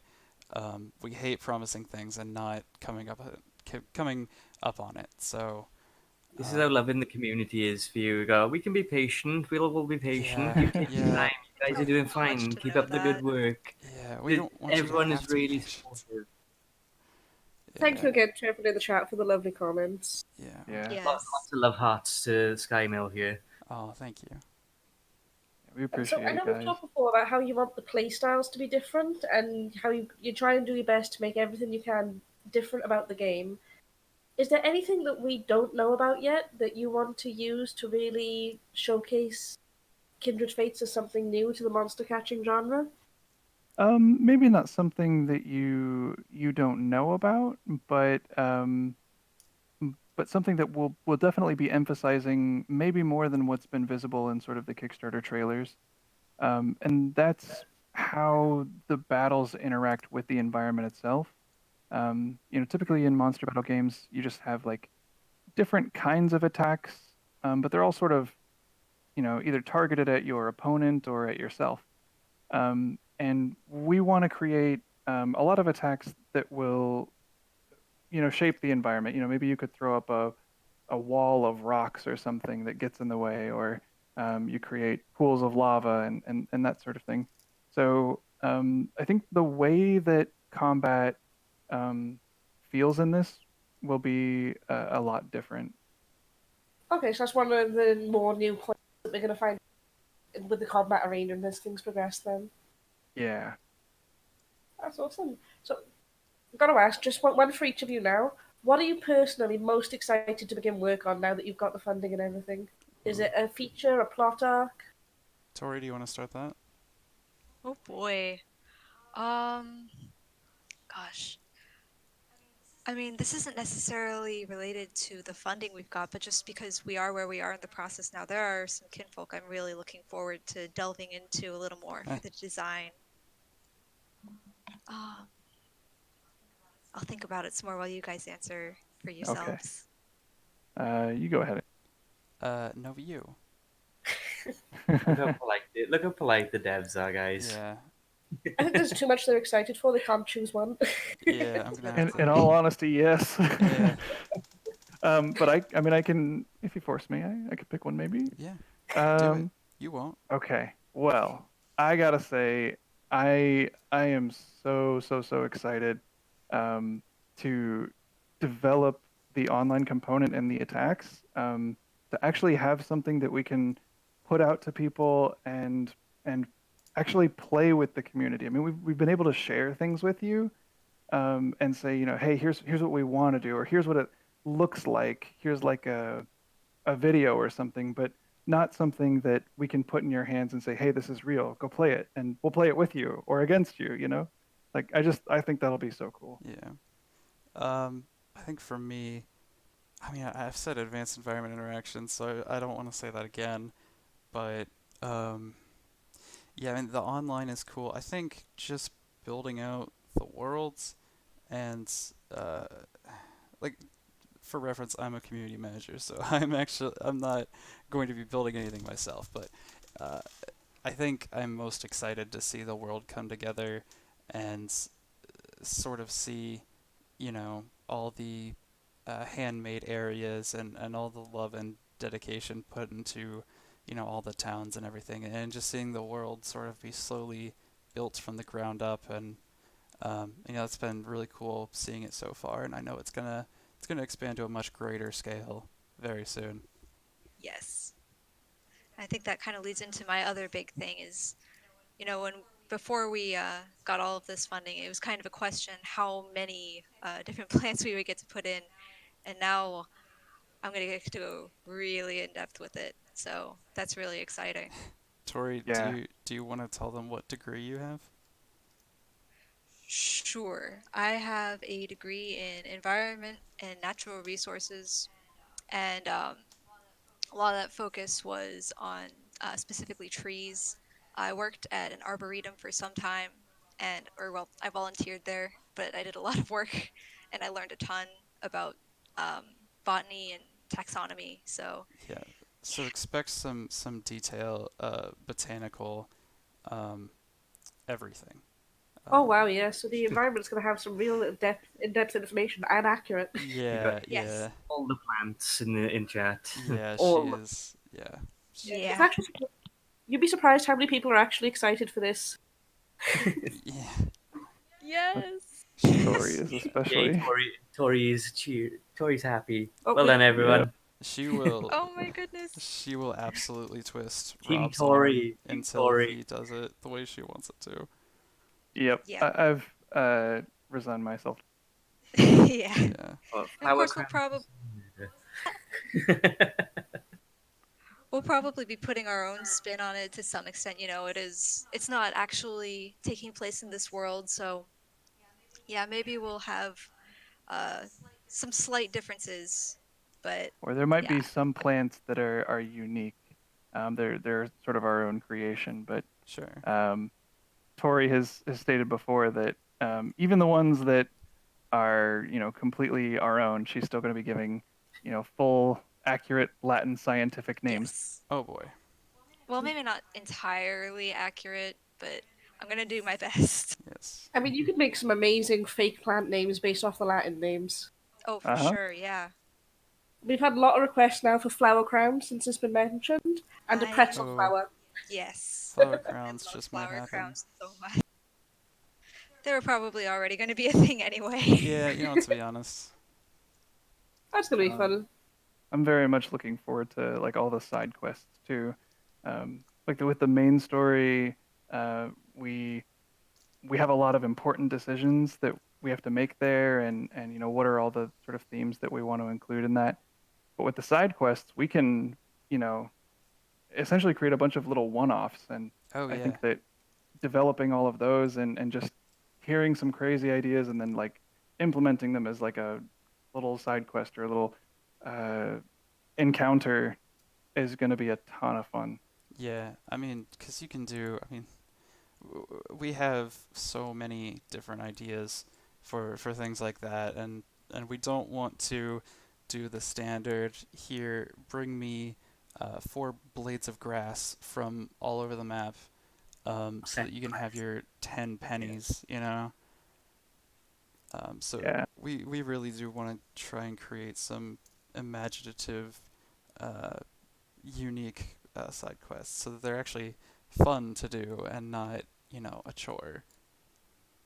Yeah, definitely. And like you said before, it's a great way to explore some of the lore that, like the whole kinfolk and human potential connection that you don't want to explore as part of the main game, but Hmm. could easily be part of the side quests or found that way. Yeah. sure. Right. Honestly, I think that's what I miss most about some recent games is being rewarded for exploring the side quests because Oh you yeah. don't tend to get any extra lore or anything for it these days. Yeah, it's Yeah, just treated as like another way to get money or, get some side XP or something. There's no reward in and of itself unless you include, the cash reward at the end, which isn't fun. Yeah, definitely. I'd love it if they were more lore based, to be honest. Hmm. you So, can definitely expect to see a lot of lore in the side quest as well. Oh yeah, yay! Rob is very big on his lore, and that's why he is Oh, so yes. secretive about it. Oh god, the pretzel community has arrived. Oh no. Yes. Oh The no. pretzel church missionaries have arrived. We've had a request for a Salted pretzel army. flower. The pretzel flowers have been Pretzel requested. flower. Oh boy. So, during the process of making the game, obviously you've seen a lot of feedback now, comparisons and critiques. Some were positive, and obviously some were negative. Since you said it's such a passion project for everyone involved, how has it been dealing with the negatives as well as the. That's a Uh, great question. yeah. Um, well, I guess for me, um, the positives are always really easy to deal with because positive and it's Man, I nice. hate getting complimented. Yeah, it's always great. It's always great to see that people are excited for the same things. For the negative stuff, at least early on, um, those were really important, but also very. It definitely hurt at times. Um, it was difficult to separate out. You know, okay, this is like a genuine critique, or this is getting a little too harsh, but they have good points because it's a gradient, really. Um, we found early on that okay, we need to focus a lot more on the art, and that right now, um, people are maybe interested in the idea, but the art really isn't there. And then after that, it was okay. So the art's at an okay point now, but we're seeing a lot of negative comments about okay, well, the world looks empty, or this is we're not seeing enough in-game footage or enough um, of things actually happening. So okay, now we need to show a lot more combat, and um, so the negativity can be a great way to sort of let us know what we need to steer our focus to better the next time we show things to people. Um, I guess anything that's sort of like, I don't know, comparing us to other things or uh, negative in that regard, I guess to me, it doesn't really get to me because I think the game will speak for itself in the end. Yeah. Yeah. For me, it, uh, so a bit about me personally, very quickly. Just I was in the military, So it was never hard for me to actually, you know, I never took offense to it. Um, so it didn't really bother me. What would bother me is critique that was presented as critique, but that I didn't see like any possible reason for it. Like there's definitely critiques about this game. There's critiques about every game, of course. But then you would see some things like, oh, those monsters look so uninspired.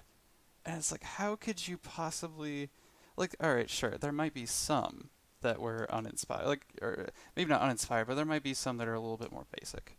But, you can't tell me that that salamander is uninspired. So, like, things like that would frustrate me, but I can understand that, especially with opinions like that. It does boil down to personal preference. Some people yeah, prefer Very crazy, much. colourful designs. Some people sure. Right. prefer more realistic Yeah, designs.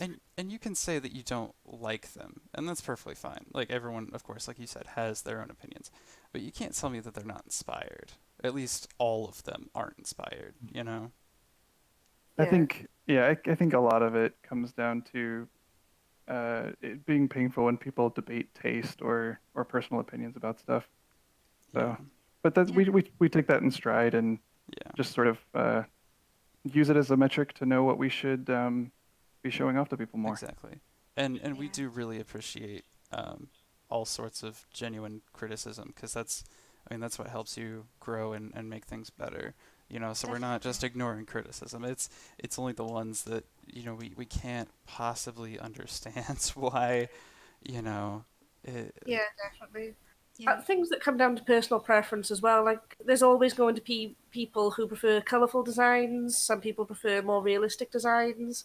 Like the whole Gen 1 debate about Pokemon. But at Sure. times like that, you also need to stand by your own project because this is the vision, this is the aesthetics that you want. hmm And Yep. it falls into yeah, the same for any game. Games like Hollow Knight or Ori and the Blind Forest, hmm very specific aesthetics. yeah, yeah, And Doesn't Yes. mean they're it's bad at all. All the exactly. Kinfolks are good boys and girls we've had in the chat. uh, All of them are awesome. yeah, But yeah, we definitely understand that, part of the visual, we have design goals for the game, and so we try to stick to those. And we know that you can't make everybody happy, so yeah, Yep. we have to stick to our guns. yeah, Yeah. Yeah. yeah, It can be a little, for me personally, I'm kind of on the opposite end of the spectrum from Andrew. I'm a pretty hardcore people pleaser. So, yeah, but I try and channel that, kind of like Rob said, into, you know, um, seeing what improvements we can make. And yeah. yeah. So I think mostly, like the sort of harsh, sort of unhelpful criticism that you're inevitably going to get. I think that mostly rolls off of us now, like just sort of the negative stuff, like the purely negative stuff. I don't think we Yeah, have definitely. too much reaction to And that we've seen you now. guys take on feedback from the Discord and from critiques, so we know that obviously Yeah, you're listening and you do make changes. yeah. I mean, we've said before, this whole thing is for the community. So, we absolutely will listen. And I think, correct me if I'm wrong, Rob, but if we try something and it absolutely is liked by nobody, I think, we would be willing to try and change it. I mean, yeah, if there's something that's just sort of objectively bad about the game, I don't imagine why we would keep it. Yeah. So yeah, Yeah, absolutely. But again, I think you guys have done really well because that I've seen personally with a lot of new developers or indie projects is they're not used to handling the media, the internet, the critique, and they can fly off the rails, take it personally. hmm But you guys have had a perfect balance of standing behind your ideals and listening to the community. yeah, So just props to you guys. Take a pat on the back. yeah. You're doing good. Aw. Thank Yeah, you. thank you. Yeah, there's a lot of critique that we've looked at and we've been all right. Like that is very like Rob said. All right, that's a very valid critique. Now we need to show more gameplay footage or more combat footage. Yeah, And I think one of the first critiques we got with our very first like teaser trailer was people didn't like the lighting, and that was a pretty yeah, prevalent critique. And so even though we like the lighting, I think we made things a bit brighter in the future. I think we thought that at the time it was fine for where it was, but seeing that it was a complaint at the time was like, okay, well let's focus. Yeah. We've had We a also comment from save. Steffi in the chat saying, your positive attitude, openness, and honesty has captured us all. Thank you guys so much. Aw. Oh, Oh, thank well, you. thank you. Goodness. Please don't We also capture us. Yeah. We saved some of the Enforcement. funnier negative comments too. Oh I yeah. think yeah. I mean, we've got folders full of all kinds of Yeah. community comments that have warmed our hearts, but we also got folders of just the funny stuff too. Like I think one of my favorite negative comments we ever got was in response to like one of the surveys we did, and in the notes section, someone just wrote, "You are very greedy," and that was it. With a frowny face. Oh yeah, that's right. Yeah, they had a Friday face too. Yeah. Can't Pretty get the funny. frowny face. Yeah. It's like I'm not really sure what I'm supposed to do with that, but Yeah. okay. I mean, certainly entitled to your opinion. If you think we're greedy, that's fine. But I just hope I that just our actions would not showcase that. I just thought it was funny. Yeah, definitely. And we're coming up to like 2 hours now, so I'm going to try and blast through a Oh, few more boy. questions. Yeah, this has Perfect. been insane. Yeah, it's been fun. So, from an external point of view, we've been talking about the community, and I don't think anyone can argue that the community so far has been fantastic, though I am biased. Me too. So, what would you like most to see from the community now? And since nothing is perfect, what would you like to see changed or improved within the community? Within the community, uh, Stop having one of the conversations in the things. question and anal chat. I mean, Oh man, just this is just a coming from small the little community thing, manager. Maybe. Okay. Well, I've really enjoyed doing this, and we've talked about doing, sort of more regular updates on the game's progress and keeping things open like that. So, that's one of the things that as we get more into a schedule and get more out of this, hurry up and wrap all this stuff up as best we can, as fast as we can, so that we can move on to the goals that we have for later this year. Once we get into a good schedule, I think we'll be doing something like this. We're not totally sure what it's going to look like just yet, but something kind of like this a little more frequently. Yeah, that'd be awesome. Yeah. And it's nice to see people like the devs interacting with the community. It's nice to put voices to the names. That That was is a my big Yeah. comment. Yeah. The voices, everyone wants to hear, especially Rob. They all thought you were a robot. We all thought you were going to do text to speech at the beginning of this Yeah, as well. you know what? He did I have very a nearly voice did. changer until right before we started. So everyone give a round of applause to Rob for not using a voice changer for this, because that took a Yes. lot of That's convincing. Please spam the hearts in the chat, guys, for Rob Yeah, not doing it. hearts for Rob. I couldn't have sat through 2 hours of text to speech. Yeah, that would have been Big shout out to SM Andrew for going along with the fact that I didn't do with a voice changer. Thank you for pretending like this is my real voice. Thank you, Thanks for Rob, not for being a robot. immediately leaving my house and flying back to Columbus, and never talking to me again. 100%. So, is there anything you'd like to see changed or to grow within the community? Oh gosh. I don't know. It's really hard to say. They're so great. Yeah, I mean they're We can only pretty apologize neat so much people. for that. I actually the wiki page. That's one thing. I really that's so exciting. Oh yeah. Oh, Just that's having the that high was side of so things. cool. Yeah, and Crank, I know you've been involved with that, and it's a really Involved. cool project. Yeah, it's been yeah, it's been really a very started. busy week my side. So. So I'm really looking forward to the wiki itself growing. Big And- shout out and just- to Gene and Mr. Pie for that as well. They've been Yeah, very everyone great, involved and with the the community wiki. and the wiki team themselves, Yeah. Yeah. Gilthrax, Sage, all of them. Well, thank you again for all the help you're doing. Yeah. It's Yeah, nice to so see it'd everyone be- coming together.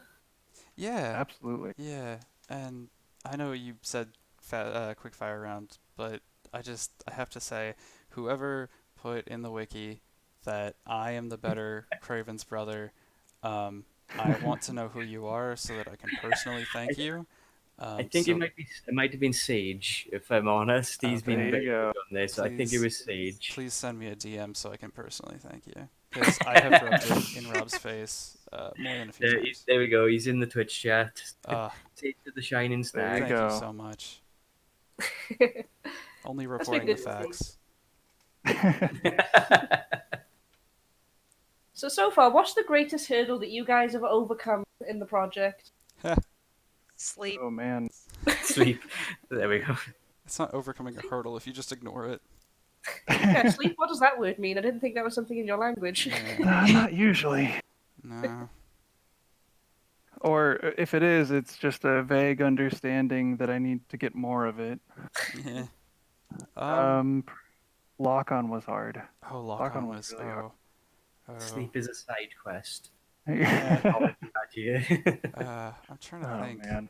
Man, Lock on was early days, everything was hard. Like the camera yeah, system, that took us like, what was that, like a week?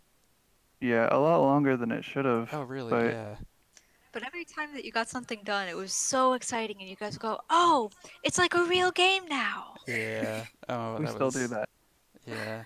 I don't know that we'll ever stop doing that. How long was the floor texture just like gears? Just like the error message gear. At least a week. Yeah, I mean, there was, to answer that question, there are so many hurdles. Like, it feels like everything was a hurdle back At then. first, yeah. I know the kyanite smoke was an issue for a while. Is that still giving you trouble? Yep. Yes. Yep. Yep. I The think instant, yeah. yeah, I think that will probably always be unless something happens with networking, that smoke, I mean, we have spent more time and money and energy and stress on that smoke than probably anything else in the game. Really? Oh yeah. Yeah, Oh yeah. because we keep coming back to it. That's the thing. Oh, It's yeah. we'll try one implementation, and it just doesn't quite look the way we wanted it, and then we'll try another implementation, and it fixes some things, but now it's got new problems, and it just keeps happening. I think we've settled on a solution for it. The not the current one. The current one that you see in like the Kickstarter trailer, that's just like the smoke models there were volumes that were meant to create the particle effects, and sort of be boundaries for those particles. It didn't end up working because the particles stay rigidly attached to the character. And so then when the character moves, they look really strange and like very oddly rigid. Um, so we have a solution that's going to be a little more like what you see with Ember, and how his smoke is like more rigidly modeled, but it'll have much. Basically, we'll take the animations that are on Kanite's meshes right now and remodel them so that they look a little bit more like actual smoke, and then give Ember's smoke its own animations as well. Yeah. Who's in charge? Is that Cookie that's in charge of that? Cookie does the animations for a lot of the monsters. Okay. Who's it? Although, Did he do the first implementation of the smoke? oh man, by this point, he probably Yeah. did because he's been around longer than any of the other animators, so it might Yeah. have been Well, Cookie. huge shout out to Cookie anyway because he's a great guy. Oh, Cookie's awesome. Always. Thank you, Cookie. Yeah. Cookie's a lifesaver. Oh man, he's great. There's so many people on our team that are absolutely great. We should say Really? not just Cookie, but yeah. No. Agreed. In fact, I think I saw one of them in the. I don't know Oh, if really? they're still here. Yeah, I think I saw Kayla in here earlier. Oh, Kayla's Oh, really we love great you, too. Kayla. There she is. Oh, yeah, Dude. Kayla. Kayla is our first modeler, and she has been with us the whole time. Yeah. And I mean, the number of times that she has like bailed us out with the models, or like sat through like really difficult problems for lighting or for textures. Yeah, we have a ton of great team members. Yeah. I could go on and on about each one of them, honestly. Was it Kayla that It was modeled the dream. pretzels? Because it might have been. I believe It it was was. nah. Kayla didn't do the pretzel. She did the But pretzel stand. Yes. She did. She Yeah. did. Well, it's technically, it's a muffin stand. Ugh. Well, That's you know how awesome. that changed. So, tying into the hurdles that you faced so far, what's the next big hurdle that you foresee? I know that Andrew mentioned advanced environments. Do you all think that that's going to be the biggest thing for you coming up? It has the potential to be, but I think that the way, because we know ahead of time how daunting that could end up being, we're going to take measures to make sure that it's not quite so bad. Essentially, we have a game design document that we're building out that encompasses all of the functionality in the game as a whole. And so what we'll be doing is going through the advanced environmental actions at the very end of that so that we can sort of budget not only the money for the game, but the time and everything else, and look at how advanced environmental interactions fit into that after that stuff. So we can sort of see how much room we have for that sort of thing and can limit the scope of the interactions so that we're not, creating this ever-growing beast of environment interactions, Yeah. if that makes sense. And I think co-op too is another one. That's true. The inclusion of co-op is definitely fundamentally changing the way the game is architected. Um, everything has to have the ability, everything that the player can interact with has to have the ability to um, kind of communicate across a networking layer now. So there's just inherent complexity there. But Yeah. we've had a lot of talks about that internally, and we feel really confident about how we're going to be able to implement that. Yeah, for an example of that, if anyone is aware of the development of Skyrim Together, all their challenges are a result of, when you try and make a game that wasn't built to be co-op. So, Yeah, but we're starting from the beginning with co-op in yes, mind, yes, so it won't be nearly yeah. that. But we do have to be very careful about, how we start Yes, so that it's not, that hard later. it's all about planning. Yeah. Yeah, foresight helps, I imagine. Oh, yeah, yeah. Definitely. Give us a bit of insight into the process for how these things work then. Like, is it a team effort? Does all the team get together, bouncing ideas back and forth? Or do Rob and Tori run with the majority of ideas, keeping secrets from even the rest of the team? That one, So actually. That one exactly. It sort of Um, depends. There, like internally, there aren't any really like hard secrets. no. It's more like, delegating responsibilities between Yeah. the different things that need to get done. So Yeah. we, I have tried, but I can't do everything. Uh, yep. um, don't worry, I he can do a still lot of tries. things. Well, yeah, but but you can't do everything. Yeah. So yeah, but we have sort of different focuses that each person has, and for the most part, we stay in our lane. Yeah. So we might have, myself and John. We have another member of the team that just came on board. I don't know if I can talk too much about them yet, but we talk about architecture and networking. Um, we talk about the various classes for how ranged attacks and melee attacks and passive abilities, how those should all be constructed and how those should interact with characters. So the sort of development talk has a group of people. Then the writing for the game is predominantly Tori and I and Andrew on some of those things too. Um, Mm-hmm. then there's the like community management circles, and those are people like Andrew and Wicked and Alex Victus. So we all have sort of our different roles that we fill, and there's some overlap.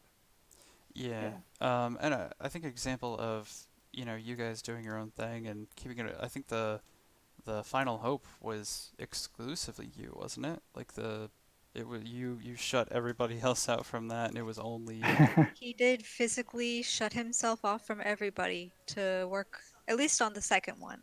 Couldn't tell you for sure about the first. Yeah. Everyone was asleep for the first one, Yeah, but Yeah. I mean, that was I a did that. genuine message from Rob. So, Yes, it was. Yeah, he literally just shut himself off, said, "Don't talk to me." for like the next couple of hours. Yeah, that was like he poured his heart out into that. Charlie does that to me sometimes when she's doing art. Yeah. Shuts herself away. Just I feed her snacks and food, I just slip it and under that's the it. door, yeah. Don't help me now. Yep. Come on. Uh, I can imagine it. It took me a little while. It took me like a good few seconds into the Final Hope 2 video to realize, oh wait, this is actually Skymill that's been talking to us. yeah, Yes. yeah. Well, specifically Rob.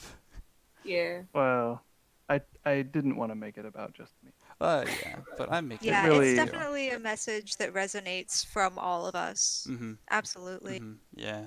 From my perspective, I guess I sort of wanted to talk. I wanted it to sort of be a message from almost the game itself's perspective, Yes. if that makes Yeah. sense. Yeah. A lot of people now are interested about the new member that's potentially been mentioned, and it links into one of the questions we got. Presuming that Skymill Studios is going to continue during and after Kindred Fates, does the team have any plans to get closer together at an office or any more recruitment, or is it too early to say? Well, It's something that we've been discussing. I have tried multiple times to cancel their plane tickets back to Columbus, but to no avail. So. Yeah. No, an office is something that we've been discussing. Just kind of depends on if that's like, a good move for the budget. Mm-hmm. So far, everything we've been doing has been remote, and it's been working really well. Yeah. Not opposed to the idea of, kind of getting everybody in one place, or as many people as we're able to. But yeah, it'll just sort of depend on depend on the resources we have. Yeah. No And comment video in the chat as well saying I'm pretty sure that Rob cried as well while making that video. yeah, you want to expose yourself, Rob? Did you cry? Oh man, I have no shame. So yeah, it was something I really enjoyed making, and I put a lot of heart. You heard I it can here imagine. first, everybody. Rob enjoys making everyone cry. He does. I mean, Yep, isn't that the point of this whole game, to make us cry? Yeah. Actually, I thought, If according only to you knew. one commenter, that the point of this game was to make money. So, actually, it's to make money. Yeah, that's right. Yeah. 100%.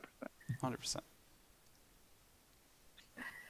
So we got another question from the community here. It ties into the conversation that happened in Discord again, Mm-hmm.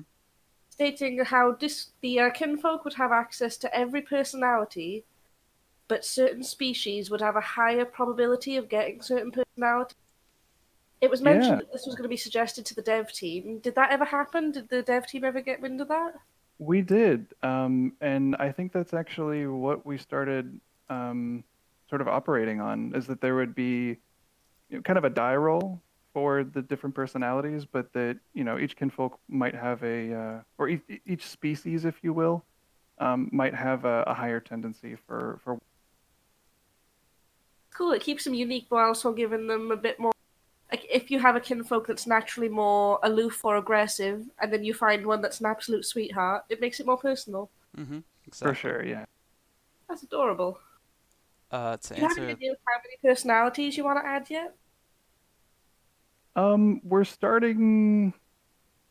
We probably shouldn't say Yeah. just yet, but yeah, you can expect multiple different personality types. More than two, over two. yeah, more than two. Yes. Again, At least 2 million stretch goal. You'll get 3. No, we'll definitely, we'll just have to see. It's just a little too early to say exactly how many. Yeah. Yeah, of course. It's about, I suppose it's balancing variety with what's feasible. Yeah. Mm-hmm. In the game now, I know that we have almost 160 different kinfolks, and so they may or may not have wildly personalities. Obviously, that's going to make it a little bit difficult to make sure that each conversation and each bonding activity is going to be special and unique. On top of that, obviously, New Game Plus has so much more replayability and prominence of bonding with the creatures. Mm-hmm. Mm-hmm. Is it something that you've considered to perhaps enlist the help or the community's help in generating the bulk dialogue for unique conversations or personality-based conversations? We saw that suggested somewhat recently. It's definitely something that we'll have to talk about more. it's not something we've really discussed that much. I think predominantly we want to keep the dialogue and the writing with the writers on the team now. But Uniform. certainly we appreciate, yeah, we really do appreciate just how much writing the game is going to require. Um, there's also we've also considered kind of having guest writers for different things in the game already. So it's not to say this would be a completely new idea. For example, we have the Kickstarter a reward tier where you can create a side quest, and we've also talked with some uh, we'll say community members that are well known, very well known outside of the Kindred Fates community. We've talked to about potentially um, writing side quests or things like that as well. So Yeah, of stay course. tuned I for know there's been that. wonderful content from the community with the fake intro screens and the screenshots, the conversations there. Oh yeah, those were so cool to see. That I scared believe me at those were done first. by Law. Yeah, Uh, that was awesome to see. I think that's what people had in mind. Basically, just to vary it up, because I don't know if you guys have played similar games before, but when you can talk to the creatures and they're just repeating the same 3 to 5 dialogue options, it just gets a bit ugh. yeah. Right. Yeah. I love the games that like after the fifth time of talking to them, they're like, "Please stop talking to me," and then they just refuse to. Yeah, it's Right. good. Like, don't you have somewhere to be? Yeah, Something like that. not until 4. Yeah. Um, We're running a bit low on time, are we? yeah, we should really. We should start wrapping this up then. Yeah, Yes. we're pretty much done now. That was all the studio questions gone. We've just got some general fun questions left now, and we can blast through those. Hopefully, First one, what's your preferred pretzel dip, everybody? cheese. Oh man. Cheese. There we go. Yeah, the like beer cheese, like the German beer cheese. Yeah, That's good stuff. yeah. Yeah, until recently, probably would have just said cheese. Had some mustard that's pretty good, but I'll probably say cheese as well. Hmm. Yeah, it was some kind of spicy mustard or something. It was just really good. That would be my picks. Whatever spicy mustard we had at that restaurant that one time. I think we put a picture of it on the Discord. Yeah. Best pretzel ever. So good. Awesome. And this one, I know it's quite lengthy, but if you guys don't feel comfortable answering or if you just want to summarize it, can you tell us a bit more about your background before working on Kindred Fates? Yeah, we can kind of summarize that, I guess. Um, so I guess for me, I worked at a company where I developed a small mobile game. Um, there, I went on to do a couple other more traditional software jobs, working on websites, working on mobile apps, and just doing a lot of video game development in my free time. And then just kind of once I had the skill set um, to do a project like this, and I knew enough other people that I thought we could pull a team together and pull it off, then that's what we went ahead and did. Yeah. For me, like I said, in high school, I was in theater for, all of high school. And then I've also worked as a YMCA camp counselor, and so I have vast experience coordinating children, which is apparently my current job sometimes. Um, yeah, and then I was in the military, like I said, and then once I came out of the military, is actually when um, I went to Rob for to learn coding, and then that's where we came up with this idea. Awesome. I mean, I guess like I already said, I got a 4-year, well, should have been a 4-year, took 6 years degree for environment and natural resources. Um, let's see, I've done a lot of outside work. And I think that's gonna serve pretty well here. Um, yeah, um, worked a lot at the Arboretum. I worked at an ecological research center in Georgia for a short time. Um, yeah, And then once this started, like, for me, it was more of a hobby, really, to be a part of. Oh yeah, And absolutely a passion project. yeah, 100%. I would work all day, come home, work on this some more, maybe find some time to eat. I had to sleep. I can't function without sleep, but Yeah. not so much for everyone else. I think before you like actually jumped on the project, officially, I think you've been a consultant on pretty much everything. Like I don't know if there's ever been a decision made that hasn't had like your input somewhere, just like someone to bounce ideas off of. Yeah, that's pretty true. I've been told that a, I'm very good for bouncing ideas off. I'm very bouncy. Very bouncy. Team Tori again. Yeah. Oh, So, what's the most memorable game that you played back when you were kids? What gives you guys the nostalgia feeling even now? Oh boy. Oh man. So get being ready for 2 more hours. yeah, Yeah. being brothers, me and Rob obviously played like everything together. So as to not take uh, like 4 more hours going through this, um, do you want to just like rapid fire, Rob? Do you want to Yeah. just All list? right. I'm just gonna burn a couple real quick. Okay.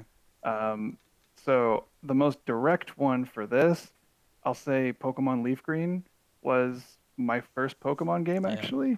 And I had I Fire Red. played the crap out of We that. always got the opposite ones. Andrew was playing Fire Red literally before he could read. He Yeah. was beating gyms. Yep. It was awesome. And then let's see what else. Okay. Let's get into the more niche stuff. Custom Robo, played the Oh. crap out of that. Oh. Then we got okay. Nobody.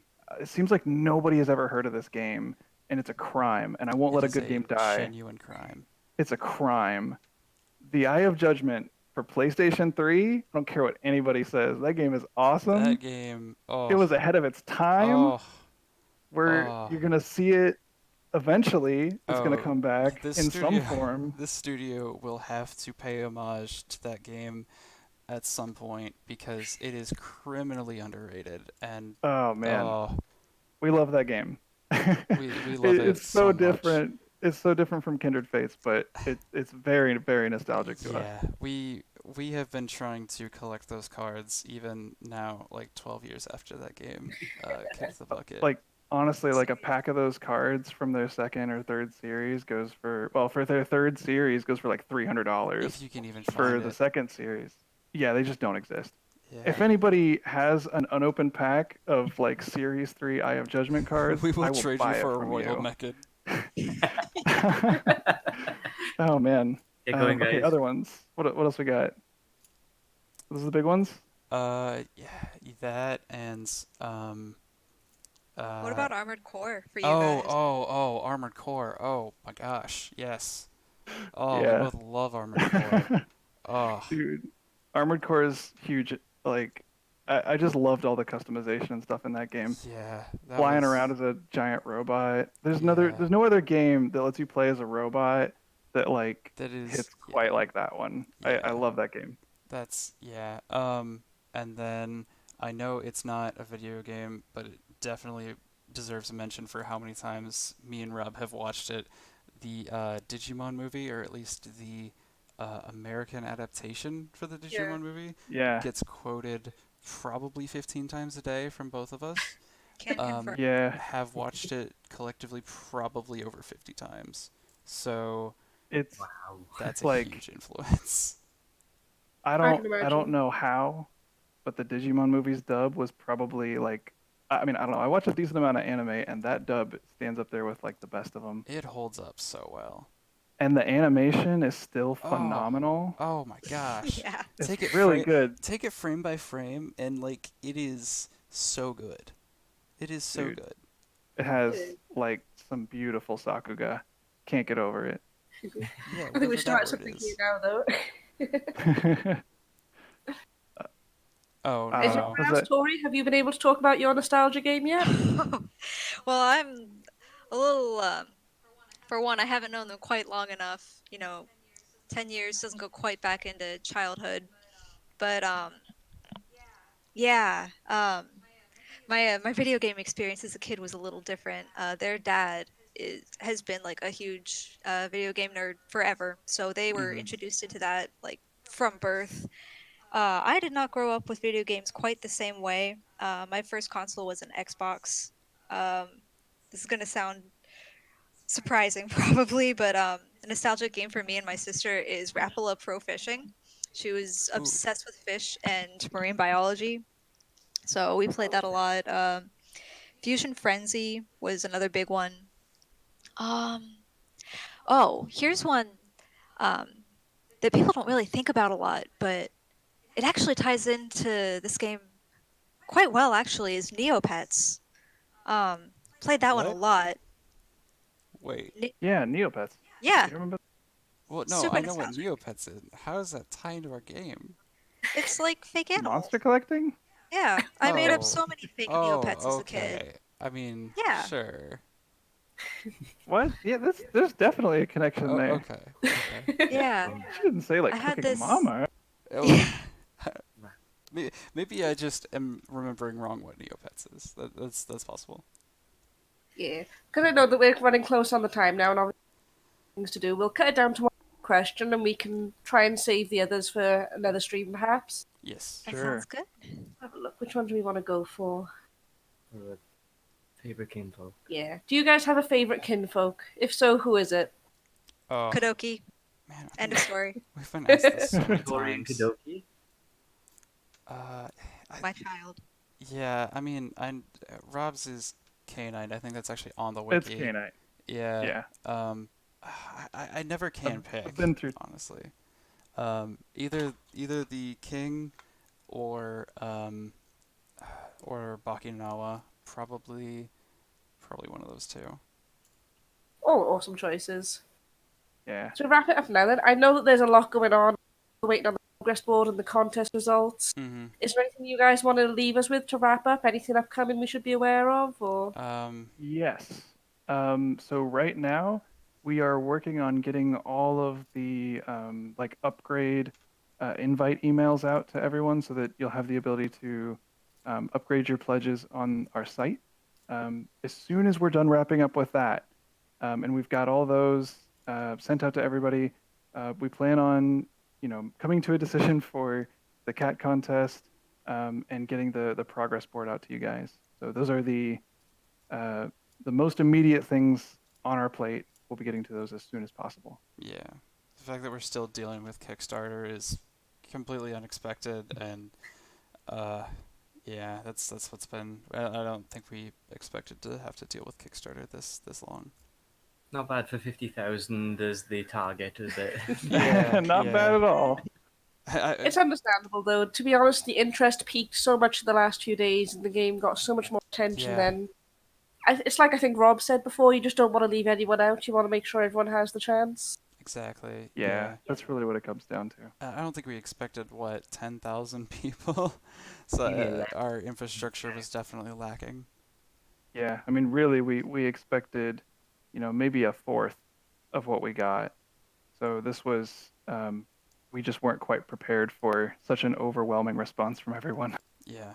So we will get to everything. Just thank you for being patient, and unfortunately, we have to ask you to be just a bit more patient. And we love you definitely. guys so Thank you guys much. so much. Yeah. Yeah, we do love you guys. We're not ignoring you, and yeah. No, again, thank It'll you get- for this amazing chat we've had. The community's loved you for all these moments. Everyone's sad that we're actually ending it really soon now. Aw. Yes. There's a soon, lot that they 2.5 want it to last hours. forever, but then they're all saying, "Oh, they wouldn't be able to make the game then." So Right. there's a compromise. Let's just keep Yeah. the devs on call. It's fine. Yeah. Yeah, just permanently hook a mic up to us, just 24/7. Oh yeah. Oh, Well, also definitely. we should definitely say thank you to Charlion and Crank Oh for yes. Yay. good. modding this for us. And on top of that, Jeanette. Charlion whipped up this fantastic image for us in Yes. like less than 24 hours, which is just amazing. Yeah, Thank you it so really much. is. Yeah. And she's gone through a flu illness as well whilst Yeah. doing it. Gone through a Honestly, lot. MVP So here. everyone in the chat, though, I need to all say thank you to Charlie as well. He's done an amazing job. No. Oh, She's blushing now. Yeah, and Jeanette, despite being deaf, Oh, is doing this entire stream and moderating it, and has helped us out so much with getting me to set up Kaliba. OBS and all the Twitch stuff. So much love to them. Yeah, definitely. Yes. I Thank you kind guys of want so to much. suggest that if it goes on YouTube, that we just spend the effort on, even if it's 2.5 hours, just going through the subtitles so Jing can read it properly as well. Because Yeah, bless them, honestly. they're a sweetheart. Yeah, Oh, I yeah. And mean, everyone group who's is gonna deserve be- this work. yeah. Yeah, we're all hard at work now. Mm-hmm. Yeah, definitely. And So the thank Wiki you again, team for guys. We'll collecting the let you get questions. back to what you need to do now. But hopefully we can do this again sometime. I'd be more than happy to. I'm always available as well. So Thank you guys. Well, fantastic. Thank you guys so much for helping us with it. Yes, absolutely. I don't think we would have stayed on track otherwise. Yeah, I mean, look at the runtime, and that's a good indicator. Yeah. 2.5 hours. Well done. We did our best. We got through about 50 of the 55, I think. We didn't even finish them. No, we No. didn't. Oh my gosh. So close, though. Yes. Wow. Got more for next time. We'll save more for next time, perhaps. Cool. But again, thank you, Skymill. Thank you to everyone in the chat, and we hope we will see you again very soon. Yeah, keep being Yay. awesome. Absolutely. Much love. Much love. Yes. Bye. All right. We'll see you Bye. Thanks, later. guys.